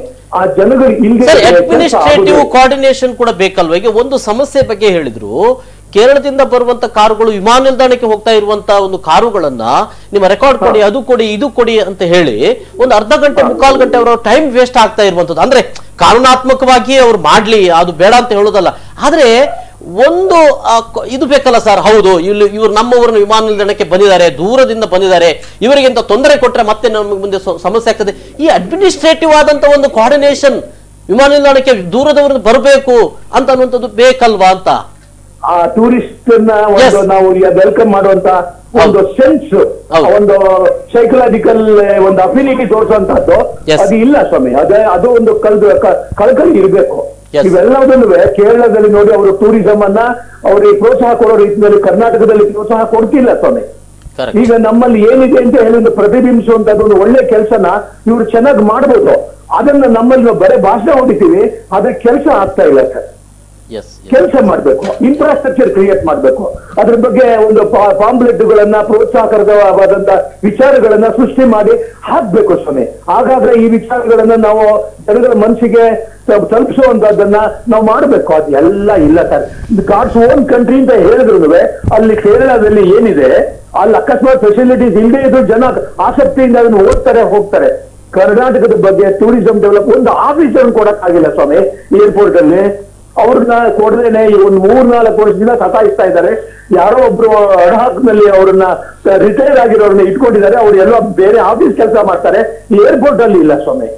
ಈಗಿರೋ ಹೊತ್ತಿಗೆ ನೀವು ಆ ಟೂರಿಸಂ ಬಗ್ಗೆ ಏನಂತ ಇನ್ಫ್ಲೂಯೆನ್ಸ್ ಅನ್ನ ಏನ್ ಕ್ರಿಯೇಟ್ ಮಾಡ್ತೀರಿ, ಆ ಒಂದು ಜನಗಳ ಮನಸ್ಸಲ್ಲಿ ಏನನ್ನ ನೀವು ಹುಟ್ಟಾಕ್ಬೋದು, ಅವೆಲ್ಲದನ್ನ ನೋಡಿದಾಗ ನಾವೊಂಥರ ನಾವು ಮಂಗಳೂರಿನವರು ಎಲ್ಲದಕ್ಕೂ ತಯಾರು. ನಾವ್ ಏನ್ ಬೇಕಾದ್ರೂ ಆಗ್ಲಿ, ನಮಗೆ ವಿಷಯ ನಮಗೇನು ಚಿಂತೆ ಇಲ್ಲ, ನೀವು ಹೇಗಿದೆಯೋ ದೇವ್ರ ದೇಹದಿಂದ ನಡೆದೋಗುತ್ತೆ ಅಂತ ಹೇಳುವಂತ ಒಂದು ಮನೋಭಾವನೆಯನ್ನ ತೋರಿಸಿದಾಗ ದೇವರೇ ಬರಬೇಕು. ನಾವುಗಳು ಮನುಷ್ಯರು ಏನು ಮಾಡಕ್ಕಾಗಲ್ಲ ಸ್ವಾಮಿ. ಹಾಗಾದ್ರೆ ಕೆಲವು ವರ್ಷಗಳ ಹಿಂದೆ ಅಂತಾರಾಷ್ಟ್ರೀಯ ಮಂಗಳೂರು ವಿಮಾನ ನಿಲ್ದಾಣ ಆಗಬೇಕಿದ್ರೆ ಬಹುಶಃ ನಿಮ್ಮಂತವ್ರು ಇದ್ದಿದ್ರಿಂದ ಆದಿತ್ತು. ಅದಿಲ್ಲದೆ ಹೋಗಿರ್ತಿದ್ರೆ ಖಂಡಿತವಾಗಿ ಹೇಳ್ತೀನಿ ಸರ್, ಈಗಲೂ ಕೂಡ ನಾವು ಕಾಮಗಾರಿ ನಡೀತಾ ಇರ್ತಿತ್ತು. Thank you sir, thank you, ನಮ್ಮ ಜೊತೆ ಮಾತಿಗೆ ಸಿಕ್ಕಿದ್ದಕ್ಕೆ ಥ್ಯಾಂಕ್ ಯು ಸರ್. ಇವರಿಗೆ ನಮ್ಮ ವಾಸುದೇವ್ ಸರ್ಗೆ ಹೋಪ್ಸ್ ಯಾಕೆ ಹೇಳಿದರೆ, ಒಂದು ತಂದೆ ತಾಯಿಗೆ ಒಂದು ಮಗುವಿನ ಮೇಲೆ ಹೋಪ್ಸ್ ಇರ್ತದೆ. ಆಸ್ಪತ್ರೆಗೆ ಅಡ್ಮಿಟ್ ಮಾಡುವಾಗ ಅವರು ಸಾಕಿದ ಕೂಸು ಇವತ್ತು ನಾನು ಹೇಳ್ತೇನೆ 85% ಕೇರಳದಿಂದ ಬರ್ತಿದ್ದವರು ಪ್ಯಾಸೆಂಜರ್, ಮಂಗಳೂರು ಸೌತ್ ಕೆನಡಾದವರು ಇರುವುದು ಕಮ್ಮಿ. ಹೈಯೆಸ್ಟ್ ಇದು ನೀವು ಇಡೀ ಗಲ್ಫ್ ಕಂಟ್ರೀಸ್ ಇದು ನೀವು ಇದು ಸೆನ್ಸಸ್ ತೆಗೀಲಿ, ಹೈಯೆಸ್ಟ್ ಅಲ್ಲಿ ಎಂಪ್ಲಾಯ್ಮೆಂಟ್ ಅಲ್ಲಿ ಇರುವುದೇ ಕೇರಳದವರು. ಆದ ಕಾರಣ ಯಾರು ಕೂಡ ಈಗ ಅವರಿಗೆ ನಾನು ಪಾಪ ದೂರುವುದಿಲ್ಲ. ಅವ್ರದ್ದು ಇದು ಇಂಪ್ರೂವ್ಮೆಂಟ್ ಆಗೋ ಹೊತ್ತಿಗೆ ಅವರ ಬೆವರು ಮತ್ತೆ ರಕ್ತ ಆ ಏರ್ಪೋರ್ಟ್ ಅಲ್ಲಿ ಉಂಟು, ನಮ್ಮ ಇಂಟರ್ನ್ಯಾಷನಲ್ ಏರ್ಪೋರ್ಟ್ ಅಲ್ಲಿ. ಆದ ಕಾರಣ ಅವರು ಸ್ವಲ್ಪ ಹೋಪ್ಸ್ ಇಟ್ಟಿದ್ದಾರೆ. ಆದರೆ ನನ್ನ ಲೆಕ್ಕಾಚಾರ ಪ್ರಕಾರ ಸಾಧ್ಯವೇ ಇಲ್ಲ ನಮ್ಮ ಏರ್ಪೋರ್ಟ್ ಉಳಿಲಿಕ್ಕೆ. ಯಾಕೆ ಹೇಳಿದರೆ ಇನ್ನು ಮುಂದಕ್ಕೆ ಇವರು ಈಗ ಟ್ರಯಲ್ ಬೇಸಸ್ ಹೇಳ್ತಾರೆ, ಅವರೊಂದು ಆಶಾಭಾವನೆಯನ್ನು ತೋರಿಸ್ತಾ ಇದ್ದಾರೆ. ಇಲ್ಲ, ಕಾಸರಗೋಡ್ನವರು ಬರ್ತಾರೆ ಮತ್ತೆ ಸಾಧ್ಯ ಅವರ ನಂಬಿಕೆ ಇದೆ. ಯಾಕಂತ ಹೇಳಿದ್ರೆ ಮಗು ಕೂಗಿದ್ರೆ ತಾಯಿ ಹಾಲು ಕೊಡ್ತಾರೆ, ಮಗು ಕೂಗಬೇಕಲ್ಲ. ನೋಡಿ ನಮ್ಮ ಒಂದು ಪಂಪಲ್ಲಿ ಒಂದು ಫ್ಲೈಓವರ್ನ ಅವಸ್ಥೆ ಇವ್ರು ಹೇಳಿದ್ರು ಜಗತ್ತಿನ 8ನೇ ಅದ್ಭುತ ಅಂತ. ಯಾಕಂದ್ರೆ ಅದನ್ನು ನಮ್ಗೆ ಪೂರ್ತಿ ಮಾಡ್ಲಿಕ್ಕೆ ಎಷ್ಟು ಸಮಸ್ಯೆ ಬಂತು, ಅದರಲ್ಲಿ ರಾಜಕೀಯ ಮಾಡ್ತಾರೆ. ನೋಡಿ ಖಂಡಿತವಾಗಿ ಇವತ್ತು ತನಕ ಆಗ್ಲಿಲ್ಲ. ಇಲ್ಲಿಯ ಸಮಸ್ಯೆಯನ್ನು ಸಂಸದರಿದ್ದಾರೇನು, ಅವರು ಸಂಸದರು ಅದನ್ನು ಕೇಂದ್ರ ಸರ್ಕಾರಕ್ಕೆ ಸಮರ್ಪಕವಾಗಿ ಸಲ್ಲಿಸಿದ್ರೆ ಖಂಡಿತವಾಗಿಯೂ ಅದರ ಹಿಂದೆ ಹೋದ್ರೆ, ರಾಜಕೀಯವಾಗಿ ಅದರ ಬೆನ್ನು ಹಿಡಿದ್ರೆ ಖಂಡಿತವಾಗಿ ಇದು ಮಾಡ್ಬೋದು, ಯಶಸ್ವಿ ಮಾಡ್ಬೋದು. ಆದ್ರೆ ಇಲ್ಲಿ ಬರೀ ರಾಜಕೀಯ ಮಾಡ್ತಾರೆ. ರಾಜಕೀಯ ಅಂತ ಹೇಳಿದ್ರೆ ಅಭಿವೃದ್ಧಿ ರಾಜಕೀಯ ಅಲ್ಲ, ರಾಜಕೀಯ ಮಾಡ್ತಾರೆ. ಕೇರಳದಲ್ಲಿ ಆಗಲ್ಲ. ಒಂದು ಏರ್ಪೋರ್ಟ್ ಬರುವಾಗ ಅಥವಾ ಒಂದು ರೈಲ್ವೆ ನಿಲ್ದಾಣ ಬರುವಾಗ ಅಲ್ಲಿ ರಾಜಕೀಯ ಮಾಡೋದಿಲ್ಲ, ಅಲ್ಲಿ ಅಭಿವೃದ್ಧಿಗೋಸ್ಕರ ಎಲ್ಲರೂ ಒಂದಾಗ್ತಾರೆ. ನೋಡಿ ಕಣ್ಣೂರು ವಿಮಾನ ನಿಲ್ದಾಣ ಮಾಡ್ಬೇಕಂತೇಳಿ ಎಲ್ಲಾ ರಾಜಕೀಯ ಪಕ್ಷದವರು ಅದಕ್ಕೆ ಶತಾಗತವಾಗಿ ಪ್ರಯತ್ನ ಮಾಡಿದ್ದಾರೆ. ಯಾಕೆಂದ್ರೆ ಅವ್ರಿಗೆ ಗೊತ್ತಿದೆ ಒಂದು ಸಾರಿಗೆ ಸಂಪರ್ಕದ ವ್ಯವಸ್ಥೆ ಯಾವ ರೀತಿ ಅಂತ. ಕೇರಳದಲ್ಲಿ ಇರುವಷ್ಟು ರೈಲನ್ನು ಬಳಕೆ ಮಾಡುವುದು ಏನಾಗಿದೆ, ವಿಮಾನ ನಿಲ್ದಾಣ ಅಂದ್ರೆ ಅದು ಕೇಂದ್ರ ಸರ್ಕಾರ, ಅಲ್ಲಿ ಬಿಜೆಪಿ, ಇಲ್ಲಿ ಬಸ್ ಸ್ಟ್ಯಾಂಡ್ ಅಂತ ಹೇಳಿದ್ರೆ ಇದು ರಾಜ್ಯ ಸರ್ಕಾರ ಕಾಂಗ್ರೆಸ್ ಅಂತ ಅನ್ನುವ ಈ ರೀತಿ ಪಕ್ಷಗಳ ಆಧಾರದಲ್ಲಿ ವಿಂಗಡಣೆ ಮಾಡುವಂತ. ಈಗ ನಾವು ವಿಮಾನ ನಿಲ್ದಾಣ ಇದು ಆಗ್ಲಿಲ್ಲ, ರಸ್ತೆ ಆಗ್ಲಿಲ್ಲ ಅಂದ್ರೆ ನೀವು ಇವರು ಬಿಜೆಪಿ ವಿರುದ್ಧ ಮಾತಾಡ್ತಾ ಇದ್ದಾರೆ, ಇವರು ನರೇಂದ್ರ ಮೋದಿ ಇವರು ಹೇಳಿದಾಗ ಫಸ್ಟ್ ಹೇಳಿದೆ. ಈಗ ಡೆವಲಪ್ಮೆಂಟ್ ಆಗುವಾಗ ಎಲ್ಲ ಈಗ ಮನೆಯಲ್ಲಿ ಅಡುಗೆ ಆಗ್ತದೆ, ಈ ತಾಯಿಯ ಎಲ್ಲ ಅಡುಗೆ ಮಾಡ್ಬೇಕು ಹೇಳಿದ್ದಾರೆ. ನಮ್ಮ ಮಗಳು ಕೂಡ ಸ್ವಲ್ಪ ನೀರುಳ್ಳಿ ಮೂರ್ಲಿಕ್ಕೆ ಸಹಾಯ ಮಾಡಬೇಕು. ಇಲ್ಲಿ ಡೆವಲಪ್ಮೆಂಟ್ ಆಗುವಾಗ 3 ಪಕ್ಷಗಳು ಬಿಲ್ಕುಲ್ ಇವರಿಗೆ ಇಚ್ಛಾಶಕ್ತಿಯ ಕೊರತೆ. ಸೆಕೆಂಡ್, ಇವರು ಅದರನ್ನೊಂದು ಕಳೆದ 20 ವರ್ಷ ಇವರು ಹೇಳ್ತಾರೆ ಎಂಪಿಗಳ ಬಗ್ಗೆ. ಈಗ ಒಂದು ಮಾತು ಬಂತು, ಯಾರು ಬರೀ ನಳಿನ್ ಕುಮಾರ್ಗೆ ನಾವು ದೂರುವುದಲ್ಲ. ನಾನು ಮಂಗಳೂರಿನಲ್ಲಿ ನನಗೆ 62 ವಯಸ್ಸು, ಸಾಮಾಜಿಕ ಕ್ಷೇತ್ರದಲ್ಲಿ 27 ವರ್ಷದಿಂದ ಇದ್ದೇನೆ. ಕಳೆದ 20 ವರ್ಷದಿಂದ ಪಾರ್ಲಿಮೆಂಟ್ಗೆ ಸಂಬಂಧವಾಗಿ ನಮ್ಮ ಈ ಜಿಲ್ಲೆಗೆ ಯಾವ ಡೆವಲಪ್ಮೆಂಟ್ ಕೂಡ ಖಂಡಿತ ಅದಕ್ಕೆ ಎಲ್ಲ ಎಂಪಿಗಳು ನೋಡಿ. ಅದಕ್ಕೆ ಒಂದು ಮುಖ್ಯ ಕಾರಣ ಪಂಪಿನ ಫ್ಲೈಓವರ್ ನೋಡಿ, ಮಂಗಳೂರು ವಿಮಾನ ನಿಲ್ದಾಣ ನೋಡಿ, ಇದು ಎರಡು ಕೂಡ ಕೇಂದ್ರ ಸರ್ಕಾರದ ವ್ಯಾಪ್ತಿಗೆ ರೈಲ್ವೆ ಸ್ಟೇಷನ್ ಇಂಪ್ರೂವ್ಮೆಂಟ್ ಆಗ್ಲಿಲ್ಲ. ಪ್ರಮುಖ ಆಗಿರುವಂತದ್ದು ಯುಎಸ್ ನಲ್ಲಿ ಅವರು ಇರುವಂತಹ ಸಂದರ್ಭದಲ್ಲಿ ನೋಡಿ. ನಂತರದಲ್ಲಿ ಪ್ರಮುಖ ಇನ್ಫ್ರಾಸ್ಟ್ರಕ್ಚರ್ ಏನ್ ಸರ್? ಕೇರಳದಲ್ಲಿ ಹೊಸ ರೈಲು ನಿಲ್ದಾಣಕ್ಕೆ ಗಲಾಟೆ ಮಾಡ್ತಾರೆ. ಕೇರಳದಲ್ಲಿ ಹೊಸ ರೈಲು ನಿಲ್ದಾಣ ಗಲಾಟೆ ಮಾಡ್ತಾರೆ. ತೊಕ್ಕೋಟು ರೈಲು ನಿಲ್ದಾಣ ಮುಚ್ಚುಗಡೆ ಆಯ್ತು. ಯಾರಾದ್ರೂ ಮಾತಾಡಿದ್ರಾ? ತೊಕ್ಕೋಟು ರೈಲು ನಿಲ್ದಾಣ ಸತ್ಯವಾಗಿ ಹೇಳಿದ್ರೆ ಇವತ್ತು ದೇರ್ಲಕಟ್ಟೆ ಆಗಿರ್ಬೋದು, ಕೊಣಾಜಿ ಆಗಿರ್ಬೋದು, ಆ ಪ್ರದೇಶಕ್ಕೆ ತೊಕ್ಕೋಟು ಒಂದು ಹೆಡ್ ಕ್ವಾರ್ಟರ್ಸ್ ಆಗಿ ಇವತ್ತು ಬರ್ತದೆ. ಆ ಬರುವಾಗ ಅಲ್ಲಿ ಒಂದು ರೈಲು ನಿಲ್ದಾಣ ಇತ್ತು. ಆ ರೈಲು ನಿಲ್ದಾಣ ಡೆವಲಪ್ಮೆಂಟ್ ಮಾಡಿದನ್ನು ಬಿಟ್ಟು ಅದಕ್ಕೆ ಲಾಭದಾಯಕ ಅಲ್ಲ ಅಂತ ಹೇಳಿ ಅದನ್ನು ಬಂದ್ ಮಾಡಿದ್ರು. ಯಾರಾದ್ರೂ ಮಾತಾಡಿದ್ರ? ಮಾಧ್ಯಮಗಳು ಮಾತಾಡಿತಾ? ಸಂಸದರು ಮಾತಾಡಿದ್ರ? ಇಲ್ಲಿನ ಸ್ಥಳೀಯರು ಶಾಸಕರು ಇಲ್ಲ, ಯಾರು ಮಾತಾಡಲಿಲ್ಲ. ಇನ್ನೊಂದು ವಿಷಯ ಹೇಳ್ತಾನೆ, ಮಂಗಳೂರು ವಿಮಾನ ನಿಲ್ದಾಣಕ್ಕೆ ಹೋಗುವಾಗ ನಾನು ತುಂಬಾ ಮಂದಿ ನನಗೆ ಹೇಳಿದ್ರು, ಅಲ್ಲಿಗೆ ಹೋಗುವಾಗ ನಮ್ಗೆ ಹೆದರಿಕೆ ಆಗ್ತದೆ ಅಂತ. ಒಂದು ವಿಮಾನ ನಿಲ್ದಾಣದ ಮೂಲಕ ಪ್ರಯಾಣ ಮಾಡುವಾಗ ಒಬ್ಬ ಪ್ರಯಾಣಿಕರಿಗೆ ಹೆದರಿಕೆ ಆಗುವಂತ ಭಯಭೀತ ವಾತಾವರಣ ಮಂಗಳೂರು ವಿಮಾನ ನಿಲ್ದಾಣದಲ್ಲಿ ಇದೆ ಅಂತ ಅಲ್ಲಿಂದ ಪ್ರಯಾಣಿಸುವಂತ ಶೇಕಡಾವಾರು ಕಾಸರಗೋಡಿನ ಪ್ರಯಾಣಿಕರು ನನ್ನ ಹತ್ರ ಹೇಳ್ತಾರೆ. ಒಬ್ಬ ಜನಪ್ರತಿನಿಧಿಯಾಗಿ ನನ್ನ ಹತ್ರ ಬಂದು ಅಹವಾಲನ್ನು ಹೇಳ್ತಾರೆ. ಯಾಕೆಂತಂದ್ರೆ ಅಲ್ಲಿ ಹೋಗ್ಲಿಕ್ಕೆ ಹೆದರಿಕೆ ಆಗ್ತದೆ, ಅಲ್ಲಿ ಸಮಸ್ಯೆ ಮಾಡ್ತಾರೆ. ಸಣ್ಣ ಪುಟ್ಟ ಒಂದು ಟಿಕೆಟ್ ಅಲ್ಲಿ ಒಂದು ಅಕ್ಷರ ಆಚೆ ಈಚೆ ಇದ್ರೆ ಅಲ್ಲಿ ಒಳಗೆ ಹೋಗ್ಲಿಕ್ಕೆ ಬಿಡುದಿಲ್ಲ. ಆದ್ರೆ ಕೇರಳದ 4 ವಿಮಾನ ನಿಲ್ದಾಣಕ್ಕೆ ಹೋಗಿ ನೋಡಿ, ಅಲ್ಲಿ ಏನಿದ್ರು ಫ್ರೆಂಡ್ಲಿ, ಏನು ಸಮಸ್ಯೆ ಇದ್ರು ಪರಿಹಾರ ಕೊಡ್ತಾರೆ. ವಿಮಾನ ಪ್ರಯಾಣಿಕರನ್ನು ಸ್ವಾಗತ ಮಾಡುವಂತ ಶೈಲಿ, ಅಲ್ಲಿ ಪ್ರಯಾಣಿಕರಿಗೆ ಕೊಡುವಂತ ಸೌಲಭ್ಯಗಳ ಶೈಲಿ, ಅವರಿಗೆ ಕೊಡುವಂತ ರೆಸ್ಪೆಕ್ಟ್ಗಳು ಯಾಕೆ ಮಂಗಳೂರು ವಿಮಾನ ನಿಲ್ದಾಣದಲ್ಲಿ ಆಗ್ತಾ ಇಲ್ಲ? ಯಾಕೆ? ಇದನ್ನು ಗಮನವಿಟ್ಟುಕೊಂಡು ನೋಡುವಾಗ ಯಾವುದೆಂದ್ರೆ ಕಣ್ಣೂರು ವಿಮಾನ ನಿಲ್ದಾಣ ಆಗಬೇಕಾದ್ದು ಕಾಸರಗೋಡು ಮತ್ತು ಕಣ್ಣೂರಿನ ಜನತೆಯ ಬಹಳ ಬೇಡಿಕೆ ಆಗಿತ್ತು. ಕಣ್ಣೂರಿನ ಜನರು ಇವತ್ತು ಕೂಡ ಮಂಗಳೂರು ವಿಮಾನ ನಿಲ್ದಾಣ ಅವಲಂಬಿಸಿಕೊಂಡು ಹೋಗುತ್ತಿದ್ದವರು ಇನ್ನು ಬಂದಾರ. ಈಗ ವಾಸುದೇವರವರು ಹೇಳಿದ್ರು ಅಲ್ಲಿ ಹೊಸ ವಿಮಾನ ನಿಲ್ದಾಣ ಅಂತ ಹೇಳ್ಕೊಂಡು ಅಲ್ಲಿ ಸ್ವಲ್ಪ ದಿವಸ ಹೋದಾರಂತ. ಖಂಡಿತವಾಗಿಯೂ ಒಮ್ಮೆ ಕಣ್ಣೂರು ವಿಮಾನ ನಿಲ್ದಾಣದ ಮೂಲಕ ಹೋದವರು ಇನ್ನೊಮ್ಮೆ 100 ಕಿಲೋಮೀಟರ್ ಅಲ್ಲ 150 ಕಿಲೋಮೀಟರ್ ದೂರ ಆದ್ರೂ ಸರಿ ನಾನು ಕಣ್ಣೂರು ವಿಮಾನ ನಿಲ್ದಾಣ ಮೂಲಕ ಹೋಗ್ತೇನೆ. ಯಾಕೆಂದ್ರೆ ಅಲ್ಲಿ ಭಯಭೀತ ವಾತಾವರಣ ಇಲ್ಲ. ಇಲ್ಲಿ ಭಯಭೀತ ವಾತಾವರಣ ಇದೆ. ಅಲ್ಲಿ ಟ್ಯಾಕ್ಸಿ ಅವರಿಂದ ಸಮಸ್ಯೆ ಬರ್ತದೆ. ಹೊರಗಡೆ ಬಂದ ಕೂಡಲೇ ಟ್ಯಾಕ್ಸಿ ಅವರು ಸಮಸ್ಯೆ ಕೊಡ್ತಾರೆ, ಕಸ್ಟಮ್ಸ್ ಅಧಿಕಾರಿಗಳು ಸಮಸ್ಯೆ ಕೊಡ್ತಾರೆ, ತಪಾಸಣೆ ಮಾಡುವವರು ಅಲ್ಲಿ ಕಿರುಕುಳ ಕೊಡ್ತಾ ಇದ್ದಾರೆ. ಅಲ್ಲಿರುವಂತಹ ವಿಮಾನಯಾನದ ಏನು ಏಜೆಂಟ್ಗಳಿದೆ ಅವರು ಕೂಡ ನಿರಂತರವಾಗಿ ವಿಮಾನ ನಿಲ್ದಾಣವನ್ನು ಒಂದು ಭಯಭೀತ ಕೇಂದ್ರವಾಗಿ ಅವರು ಮಾಡ್ತಾರೆ. ಅದನ್ನು ಇಲ್ಲಿ ಗಮನಿಸಬೇಕಾದ ಅಂಶ.